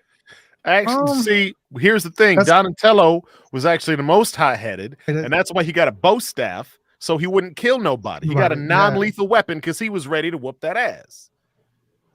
Yes. And they really just, we don't get none of that same character in this mess.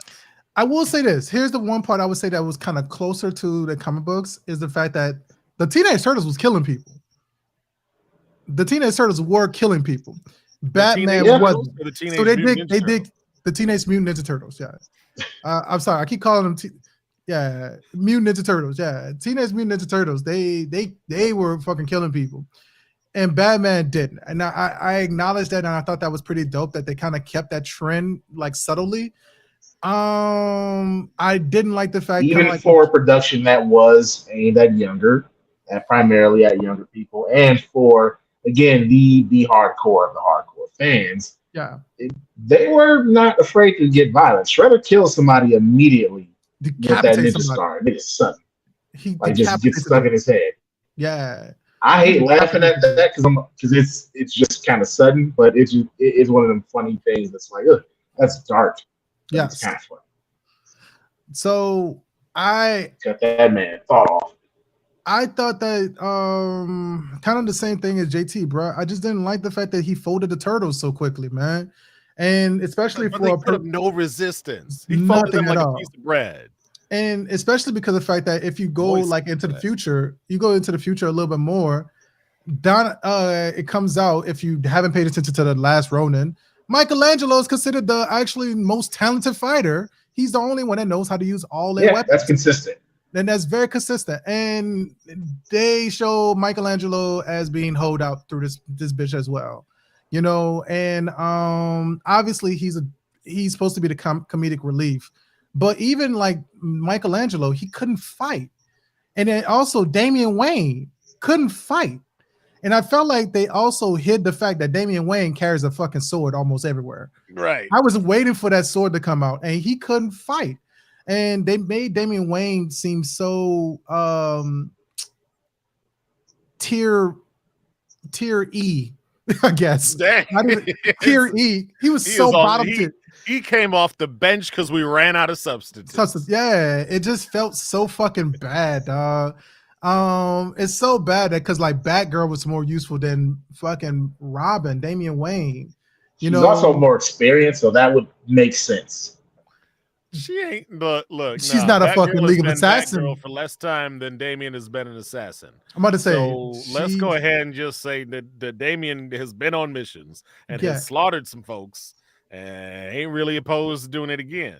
That part. We didn't get none of that little killer demon hellhound Damian. Yeah. We got a little brat who tags along. That's mostly what a lot of animated features do, with the exception of the Super Sons. It's Damian was unlikable. There was a lot of fans that didn't like him. Y'all know that because he was an asshole in the comics. Yep. There's a lot of people who only see Damian as Brat, and so they love reiterating that. And for that, I can see y'all point. Damian as a character has grown.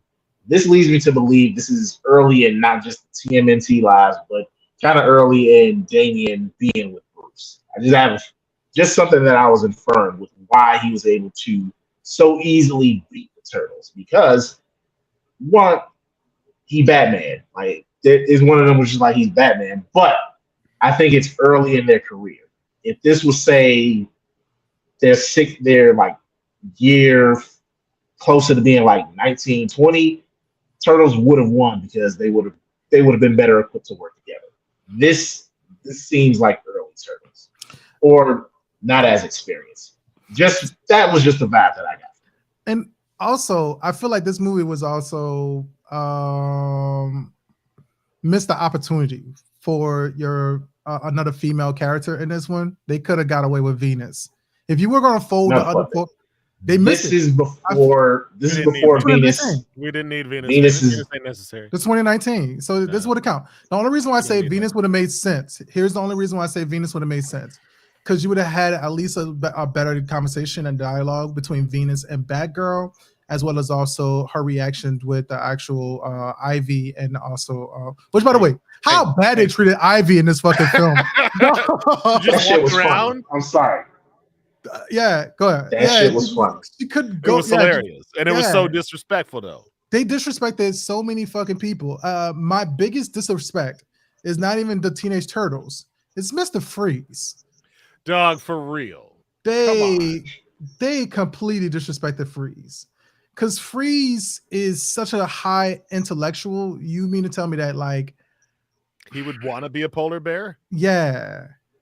And then he would have took that and been like, if I could turn Nora into a rabbit.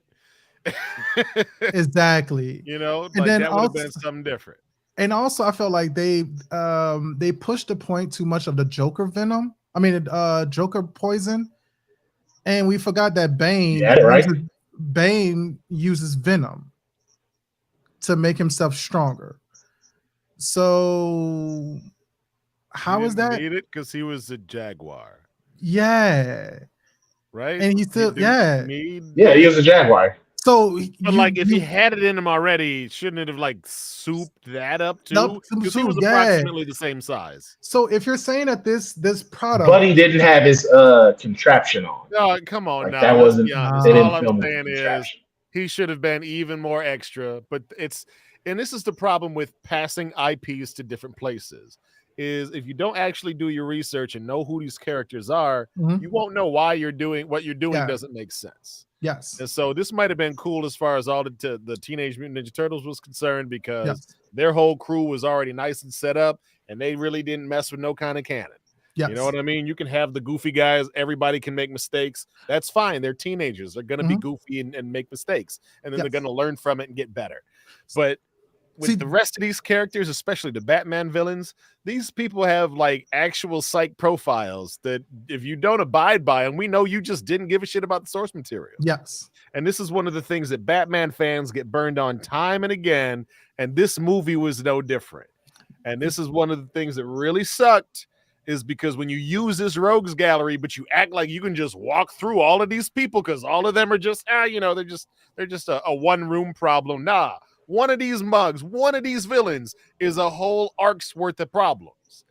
So we're not just going to walk through them all. And you know how you deal with that? Just have less people in it.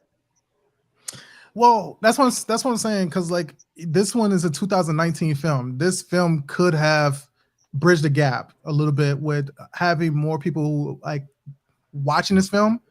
If you're going to do this versus film, then we need to do a film where we can bridge that gap as well. So that's why I said Venus could have been a good character to fill in some spaces. We're thinking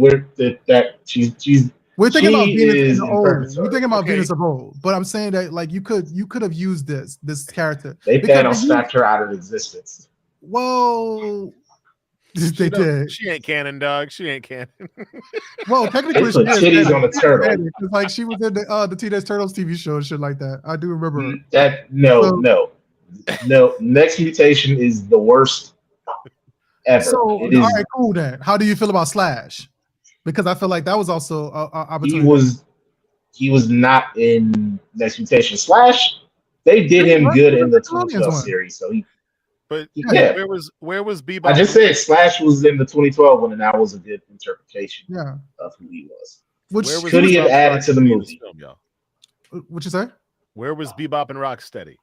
Nowhere. And that's what I'm saying. I'm having a problem. Why? They have the Doctor in there, but they don't have Bebop Rocksteady in there. Why are you changing all of these Batman villains when you have two perfectly logical Turtles villains that you just didn't add? They're iconic. They were on your friggin' shirt, dog.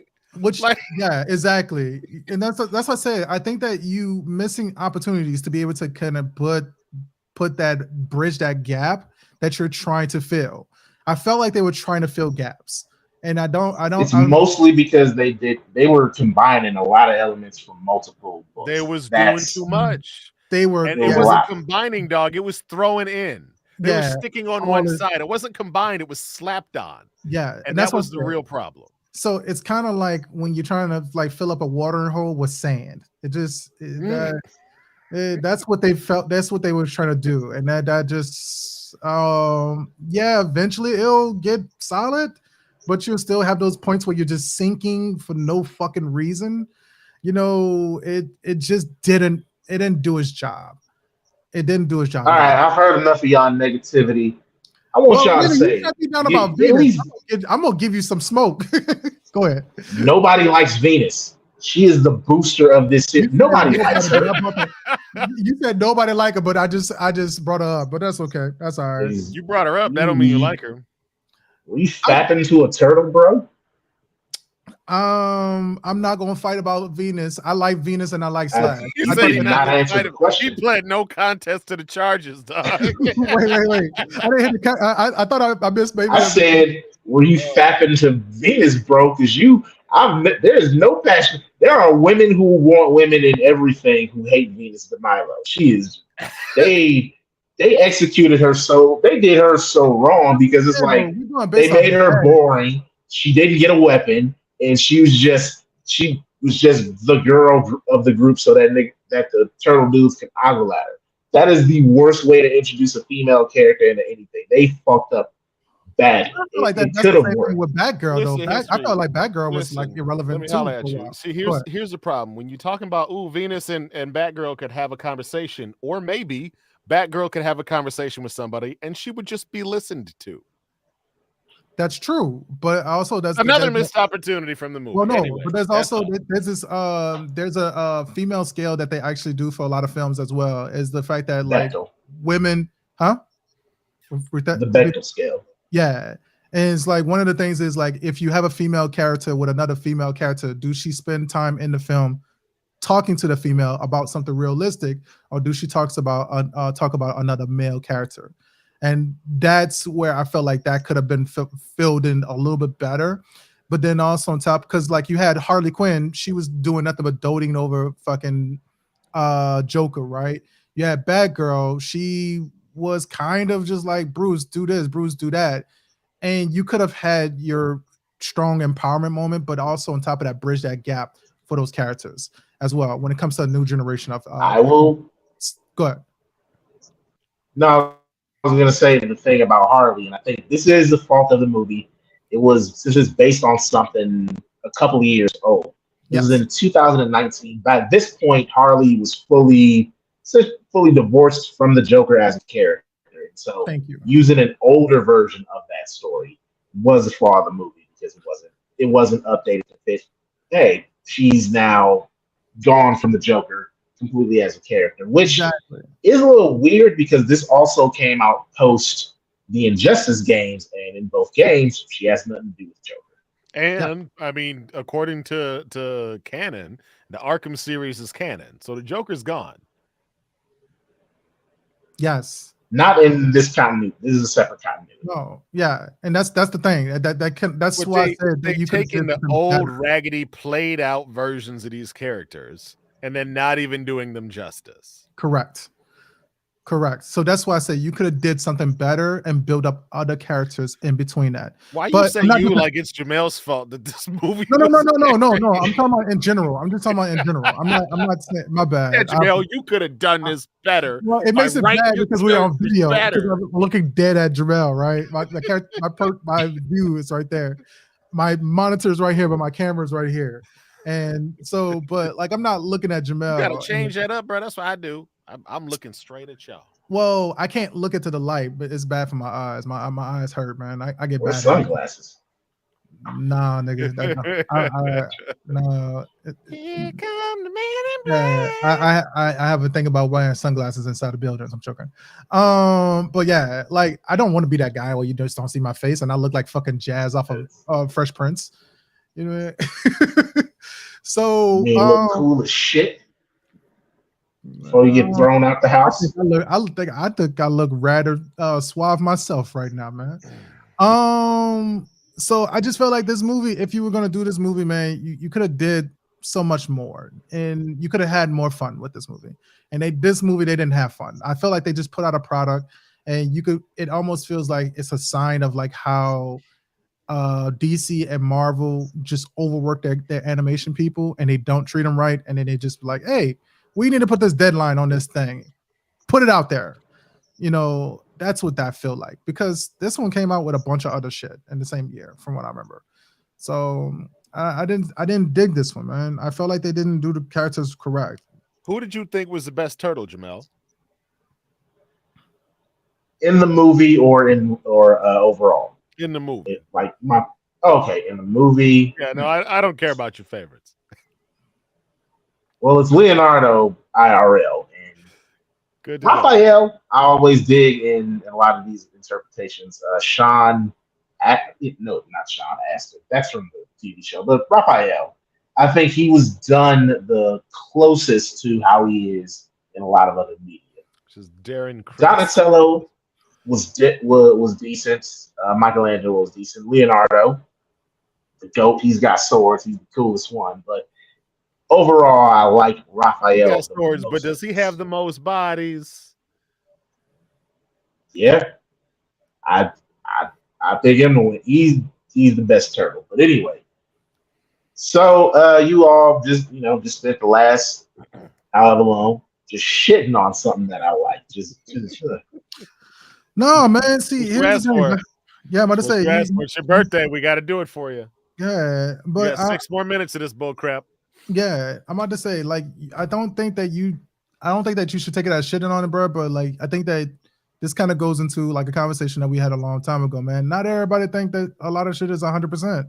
Like, this got a good rating on Rotten Tomato and IMDb from what I've seen. And see, but again, remember that the ratings on Rotten Tomatoes are people who rated it, 3 or above. Yeah. So technically, it's still gonna get a fresh from me. Yeah. You know what I'm saying? So that's how that works. Yeah. See, and I'm gonna instantly give it a sleeper because I did fall asleep. If we're going based off of JT's rule, You got to. I got to give it a sleeper. It's called a sleeper because you fell asleep. I fell asleep twice on this. So I fell asleep sleeper, twice dog. So I fell asleep the first go round, and I was like, "All right, I'm not interested in it." And especially when I seen Batman fold fucking Shredder so quickly, I was like, "Bruh, had to pull out the seriously." ancient arts just to get away. That's disrespectful to Shredder. Yeah. This movie It would have was been like fighting Bane, dog. It would have been way closer to fighting Blaine with Bane. Yeah, and then you have Bane. Yeah, I'm gonna say, if Bane is bragging about how he beat up and broke fucking Batman the whole time in the movie, then put that motherfucker on him. Because of the fact that apparently these rest of these niggas can't do nothing. So I felt like this is wild, dog, that they couldn't do nothing with Batman. Batman was wilding the fuck out. And and he should have been invincible, bro. As soon as they transformed him into that bat, he should have been invincible based off of that logic. So this movie wrote itself in a circle. So here's the thing. I thought you kept yourself a little bit, and then the Joker serum really didn't seem to make anything funnier. No, so it was really just like the Joker serum was just an excuse for him to be crazy when he turned into a bat, bro. That's all it was. It didn't do nothing else. Yes. Yeah. Do you think that this film would have been kind of a little bit tad better if we would have got just a hint of the Batman that laughs? This is before that. This was written before the Batman who laughs. The answer is yes. But yeah, so it would have been better. Yeah, I want to say it would significantly better. Yeah. So I didn't say significantly, but yeah, it would have been better. And it would have been better for a lot of reasons. But the movie focused on turning people into animals, which is already stupid because these villains are interesting enough as it is without you having to take them and F them up some more. We already got designated animal people in this film. And all you do is take Batman's rogues gallery and make them other people. Yes. And then the worst part is the thing that really pissed me off about Freeze. I love John DiMaggio. I thought he did a great job voicing Mr. Freeze. But when his polar bear ass came out the room and shot one time at them and didn't just the whole kitchen, I was like, this movie is whack, dog. Did you see how many times you see Freeze come in and shoot once at you? Yeah, you seen how he had a goatee the whole time too? They put a polar bear with goatee on that dog. And a white goatee. You ever seen a polar bear with a goatee, homie? I haven't. Yeah, I watched so many Coca-Cola commercials. Ain't never seen. Have you been close enough to see a polar bear with a goatee? Bro, this is so. Never know because you ain't gonna get close enough to see. Hell no, man. No. But yeah, they had this. Here's my thing with a goatee on. Now, I've heard enough from YouTube negative Nancy's. I will give this movie some excuses. One, it's direct to video. It's post Flashpoint Paradox. It feels like it. It's a lesser version of what the DC animated movies had been. Post Flashpoint Paradox things, admittedly, at studio have not been the best. But for me, it was a joy to see the Ninja Turtles and Batman team up. That is the main appeal of this, and that is the main hook. I enjoyed this movie. I will give it an edger. It is not, in comparison. Oh, you're giving an edger, huh? An edger, so you're lowering your rating of winner that you gave it on Facebook when you watched it because you realized it wasn't perfect. Well, assholes. Anyway, How would we be an assholes for pointing out some truth and logic, You dog? did say with it, dog. You was didn't going even hard. stick with Anyway. it. You didn't even stick with it, bro. I'm gonna. As give I it was an saying before, I was rudely interrupted by the African gentleman and that dude from Louisiana. It is not one of the best DC animated. Talk about where we from, dog. What's up with that? Yeah. I'm just saying, you looking real clonish out here, JT. That light skin, that curly in the desert. How's that heat wave going? I'm fine because I'm indoors and I am not going outside. I am cool. I hope God, I ain't homeless anyway. For that car, homie. I have no car. Oh yeah. So good. So that is why I am working from home for a while. Anyway, it's not a top quality DC animated movie. There are better versions of it. Again, got to point out this is direct to video. Had the budget been bigger and had this been like an actual theatrical release, more effort would have been into it. But for what this movie is, for what it was, I give it an edge. No, I want to point out that that's a downgrade from what he gave it on Facebook. Yeah. Yes. Nah, man. No excuses on this. I don't give it. I'm not giving a pass, dog. If it's trash, you ain't gotta give no excuses. You gave your rating. We've all given our ratings. Rating is. He fell asleep, dog. I fell asleep. Yeah, instant sleeper. It's the sleeper. I can't give it a higher rating because I instantly fell asleep. So it's a sleeper. And I made it through, but it was a slumper. Let me tell you. I'll tell you this: the movie is fun. Okay, the movie is a lot of fun. I don't want to watch a Batman movie to have fun, but it was a lot of fun. Mm-hmm. And so I don't think that they struck the right tone. And here was what I was looking at the writers, right? We got Mary Halpern Grasser, James Tinian IV, and Freddie Williams II, a hyphenated name of the fourth and then the second. So it just sounds like a lot of people are going on other folks' popularity and famousness in order to get their jobs making this film, dog. This mug is a 3 out of 5. This mug is a slumper, but it's fun. Go watch it one time. And I honestly think it was better the second time around after the crushing disappointment, had worn off. So I was disappointed the first time I watched this. I did not really care for it that much. But on the second time that I knew it was going to be bad, I enjoyed it more. So the love being a turtle parts, for me, there was 2 parts where you should have said, I just love being a turtle. When your boy Bane was talking shit about how he folded fucking Batman. He broke the bat. And he went to go hit Michelangelo over his knee. Donatello, yeah. He broke it. He busted his fucking knee. He hit that shell. That should have been a moment. I just love being a turtle. Like I should have just had that moment. Yep. But then okay, cool. If you not want to do it at the middle of the movie, you want to just hit at the climax, right? They were so busy on trying to use Cowabunga, even though they used Cowabunga like 100 times before this movie got to that part.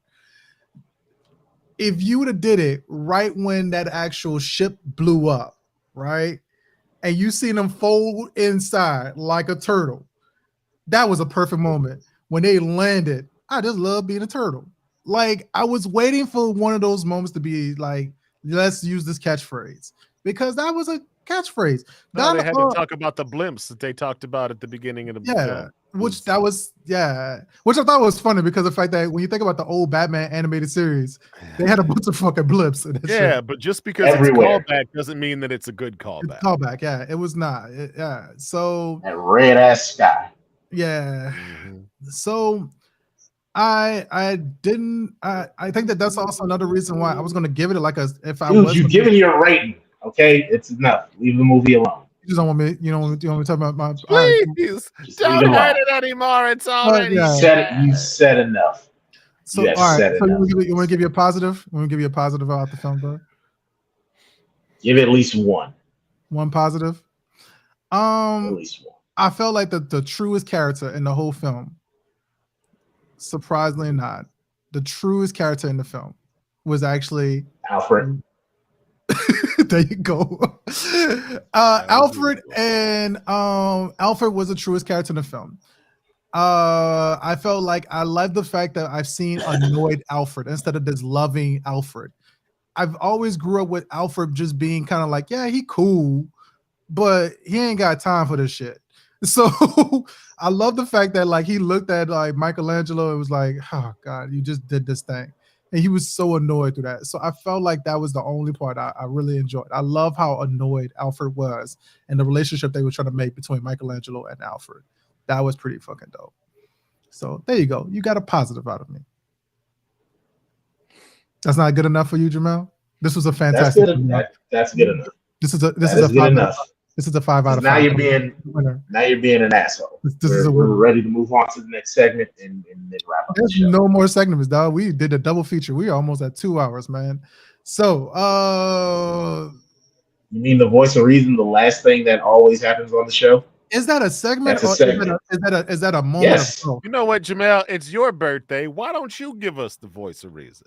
Yes. I got none. I'm gonna be honest with you. I took 2 edibles before the show, and they're fighting with that Red Bull. So I am kind of lucid, and I don't know what I will say. I'll probably just close your eyes and start dreaming, sitting at the table. How about my eyes have been closed for a while. For a while. That's why I got these glasses on. How about y'all ever see me with some glasses on? JT blown as hell, ain't he? Yeah. All right. I'll just here's the voice of reason. It's just general life advice. Go ahead and do the single screen for me. You don't got to do the music. I'm just giving you some general life advice. If it's not good, I was going to ask History to follow up with something. And if that wasn't good enough, I was going to follow up with something too. But let's go ahead and hear your general life advice. Let's go for it. No pressure. No pressure. Go ahead. You know what? Hit the music too. You might as well, since keep the bit going. Got you right there. There you go. Boom. All right. How y'all doing tonight? We got a lot of laughs on the show tonight. We talked about cloning. We talked about turtles. We talked about a lot of stuff. It's been a fun show. But I've got some wishes and I've got some general life advice that I want to impart on y'all. First, drink plenty of water every day. There are actual people out there who go through life and say ridiculous things like, I don't like the taste of water. Water is nasty. And I ask, baby, how are you alive? Water is about as natural a nourishment as you can get. It is pure. It is from the gods. And it is part of who you are. You are about 80% water. You got to re-energize. You got to refill yourself. So stay hydrated every day. Number 2, please stay moisturized. It is sad when I see unseasoned, unmoisturized people out there because that is a lack of self-love and that is a lack of self-care. The first step to having a positive attitude for your day is to love yourself. How can you give love if you don't give love to yourself? How can you be loved if you don't truly love yourself? And part of your appearance, part of your outer body should be a reflection of your inner body. So I say moisturize. Make sure you are glistening, shining like the star that you are. Next up is summertime. Wash and maintain your feet. This isn't anything spiritual or anything like that. I see too many people with fucked up feet out there. If you are out there and your feet look like a bag of crushed Fritos, put some shoes on. Put some socks on. Oh God! The world don't need to see that. Yeah, put some shea butter on them heels. Yes. If your foot heel looks like artisanal bread, you need to start moisturizing. And next up, along with self-care, along with self-love, shower every goddamn day. You are an adult, you are a kid, whatever you are. Bathe every day. Wash your ass. Wash your asshole. Get in the fat folds if you're a little bigger. Wash it between your toes. Stop stinking and put on deodorant too. The aluminum foil shit. Would you rather have Alzheimer's or be musty? I know which one your kids would have sympathy for. You can't be musty out here. Your attitude can't be musty either. So treat people well. Call your family. And have a great night. Oh God. Peace. You I know, made it to 32 years on this earth. I couldn't have said it much better. I tell you, because honestly, I'm going to Detroit for a funeral tomorrow. So call your family is gonna be part of it. You know what I'm saying? Get out there and go talk to some people and let them know you love them and you appreciate that they give a shit about you and you happy you related to them, and let them know next time they move that you're gonna help because you still young and strapping and strong. And I tell you what, if you help somebody move from one place to another, you actually care about their well-being. Yeah. But sometimes people need help getting from one place to the other just for the day, just for work. And if you help them do that, you also care about them. Yeah. So let's go on this coming week, y'all. Let's focus on ways that we can help other people get where they need to be. All right. Definitely, man. Let's talk about next week. How do we help somebody get somewhere? So, well, can I do my brief voice of reason? Oh yeah, I'm gonna do it. Sure. The music restarted. I'm gonna go. You're just feeling energized. I'm feeling. So the loop. So, my personal voice reason, and I'm not even gonna trigger a cliche version of this. I'm just gonna say this, very simple and plainly. You have to do what's best for you, and you have to prove and understand that you are growing consistently. That's why every year is a gift. That's why every year is a different experience, and it's a balance of life itself. So I want to say simply this, and beyond that is the fact that I'm 35 years old, and I had issues with simply my identity. One of my running jokes that I always say is the fact that my dad named me after one of his favorite horror movie characters, which is Jason Voorhees.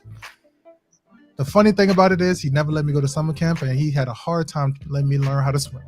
So with that, fucking laugh in the background. So I had a hard time with that, dog. I don't care. I always had a fear that something was gonna happen to me. And I had an issue with my name, dog. And I still like have some type of resentment towards my name because I felt like I needed to have something else, which is more of a clarity and a connection to my culture. So when I say that you Niggas love Jason. Niggas love Jason, but he can fix your computer. He can fix your computer. Niggas don't love Jason on the planet that Peter Quill's dad is from. That Jason is not really fucking cool at all. He's a deadbeat. But with that, I want you guys to take advantage of the idea of being closer to your culture and being closer to yourself and who you are. Do not lose that. Do not feel ashamed of your name. Do not feel ashamed of who you are. I had a person who they are they're pansexual, they're autistic, which is kind of a different thing too, but they have what they call as a dead name, and they chose one name which I thought was pretty reasonable, and they say that, oh man, that name was like a pack of cigarettes, but then they chose the name which almost sound like a food seasoning, but they pronounce it a different name. Paprika? I don't want to say the name out loud because I like the person, but I don't want to sound like I'm kind of knocking the person. Okay.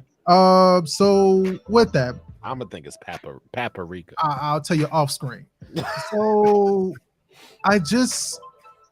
when I listen to that person say that dead name, I don't want my name to be taken away the more and more I get 35 years old. Because one of the quickest things that I thought about was my dad didn't even hit 45. He died before he could even hit that 45-year-old range. And I'm 35. I'm halfway to 40. And that's a very tough pill to swallow. I need to be here, and I'm technically here longer than my dad was in my life. I don't want my name to die. I don't want my name to be taken away from me. So I need to have a newfound love of myself and my name and who I am. And I want to challenge you folks to do the same thing. Have a positive image of yourself. Say it when you go into the mirror, when you wake up in the morning and you just walk past and be like, motherfucker, you sexy. Look at that and say, shit, you a bad bitch. Like, do what you need to do to make sure that you can go about your day, and don't let nobody else diminish your name and for who you are. Do what's best for you. Do not forget who you are. Do not work that job that you don't like, because that job is not a part of your legacy, and that job is not going to be part of your name. Do not work at it. Go to a school that you don't like. If you want to draw and do the best pictures in the world, do that shit, because of the fact that that's what's going to be your air. That's what's going to make that thing that you love truly, which is you. So I want to say that to you guys. Don't lose you. Love you. Be adoring of you. I'm trying to say it a little bit more poetic than Jamel saying about washing your ass and everything like that. But that's the external part. Let's do the internal part. Let's do the internal work. And I think that it definitely combines in this way. Love you. Love your name. Love who you are. Love what you do. Don't get your peace only when you're dead. Get your peace when you're walking on this earth right now. So with that, that's my voice of reason. JT, what you got today? I like it. I'm gonna do like I did on Jamel. I'm gonna ride your coattails a little bit. One of the things that I like to do about being myself is be comfortable with being uncomfortable.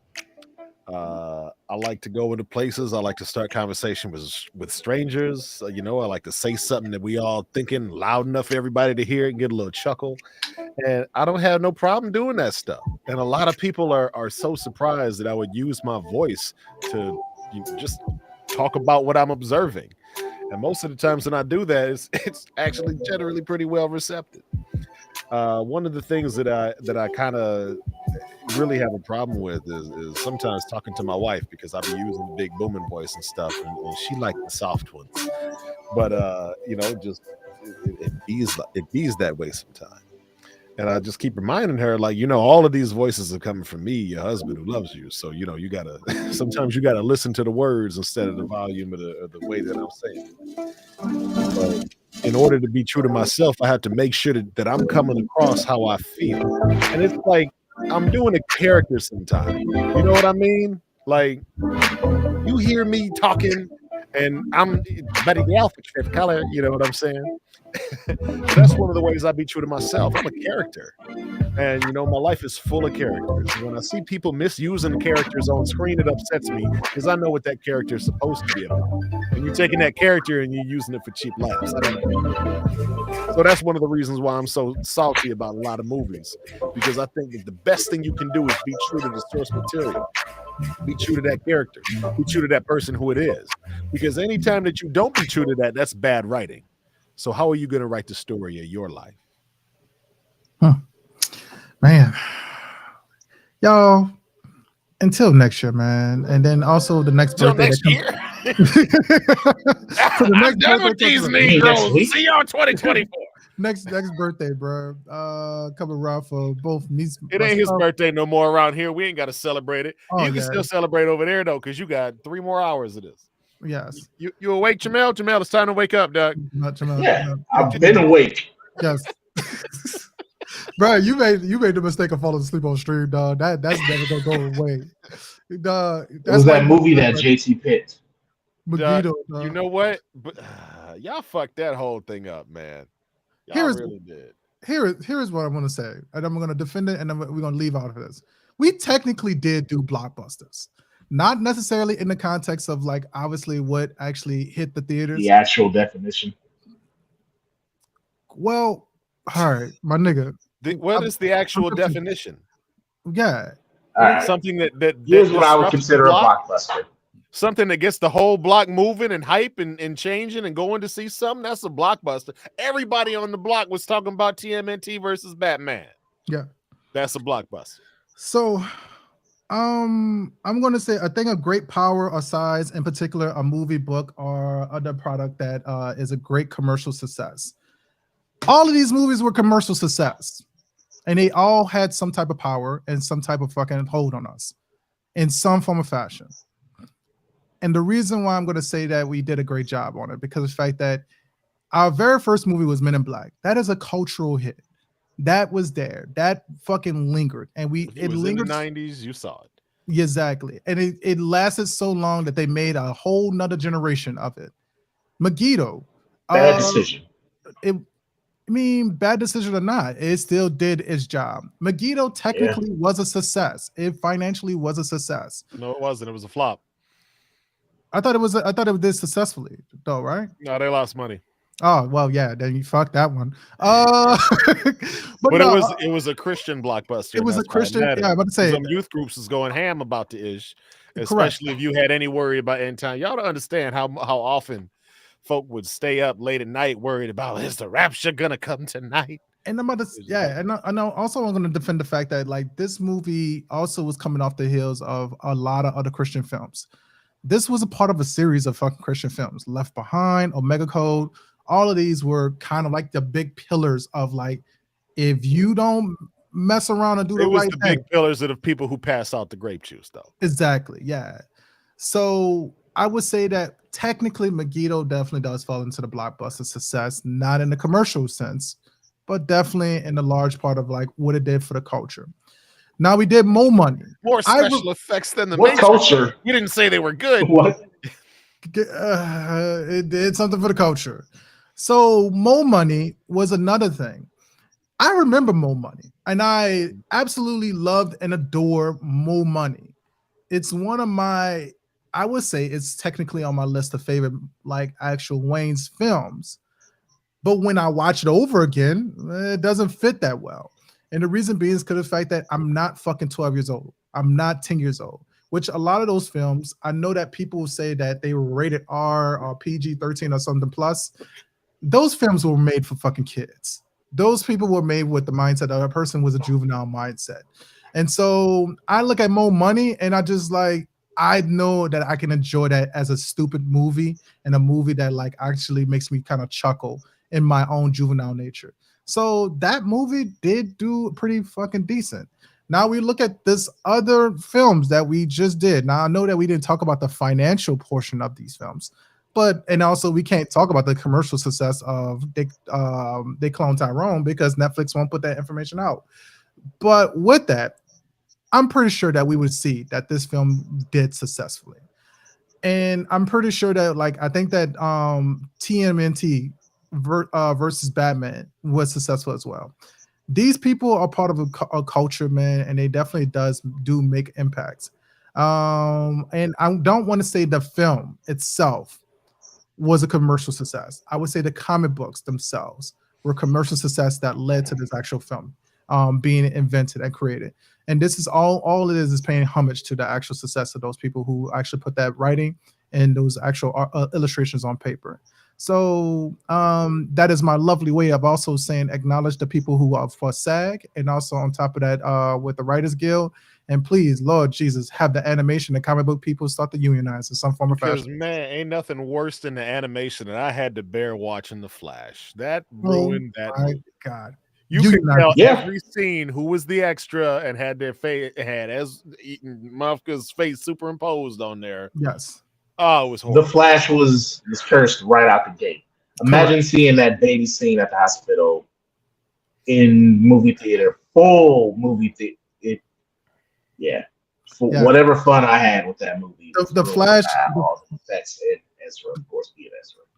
The Flash and the movie Tenet is my defense for the reason why they should still have instant premieres at home. I could just watch that shit at the crib. Because of the fact that if I would have went to the theater, bro, I would have been so goddamn pissed for going to see this movie. You would have heard me cussing the whole time. So with that, bro, you would have had me cussing the whole time, man. So with that, I would say that like we did pick some blockbusters, man. So don't diminish that, man. I think that we challenge ourselves in different ways. And the purpose of this podcast is to be able to actually talk about how these films impact culture and how it relates to it. So we kind of did that with Call Tyrone. We couldn't do that with Batman and TMNT, but still, nonetheless, these were pretty good films, man. They were blockbusters in their own way. Jamel, get you some good rest. JT, this was fantastic. I got up. I had a fucking rock star. I fall asleep one time, and I would let you forget. I was saying because I blame the movie. It's the movie's fault. Keep blaming that movie. Man, y'all stay dope, stay amazing. Keep making history. Peace.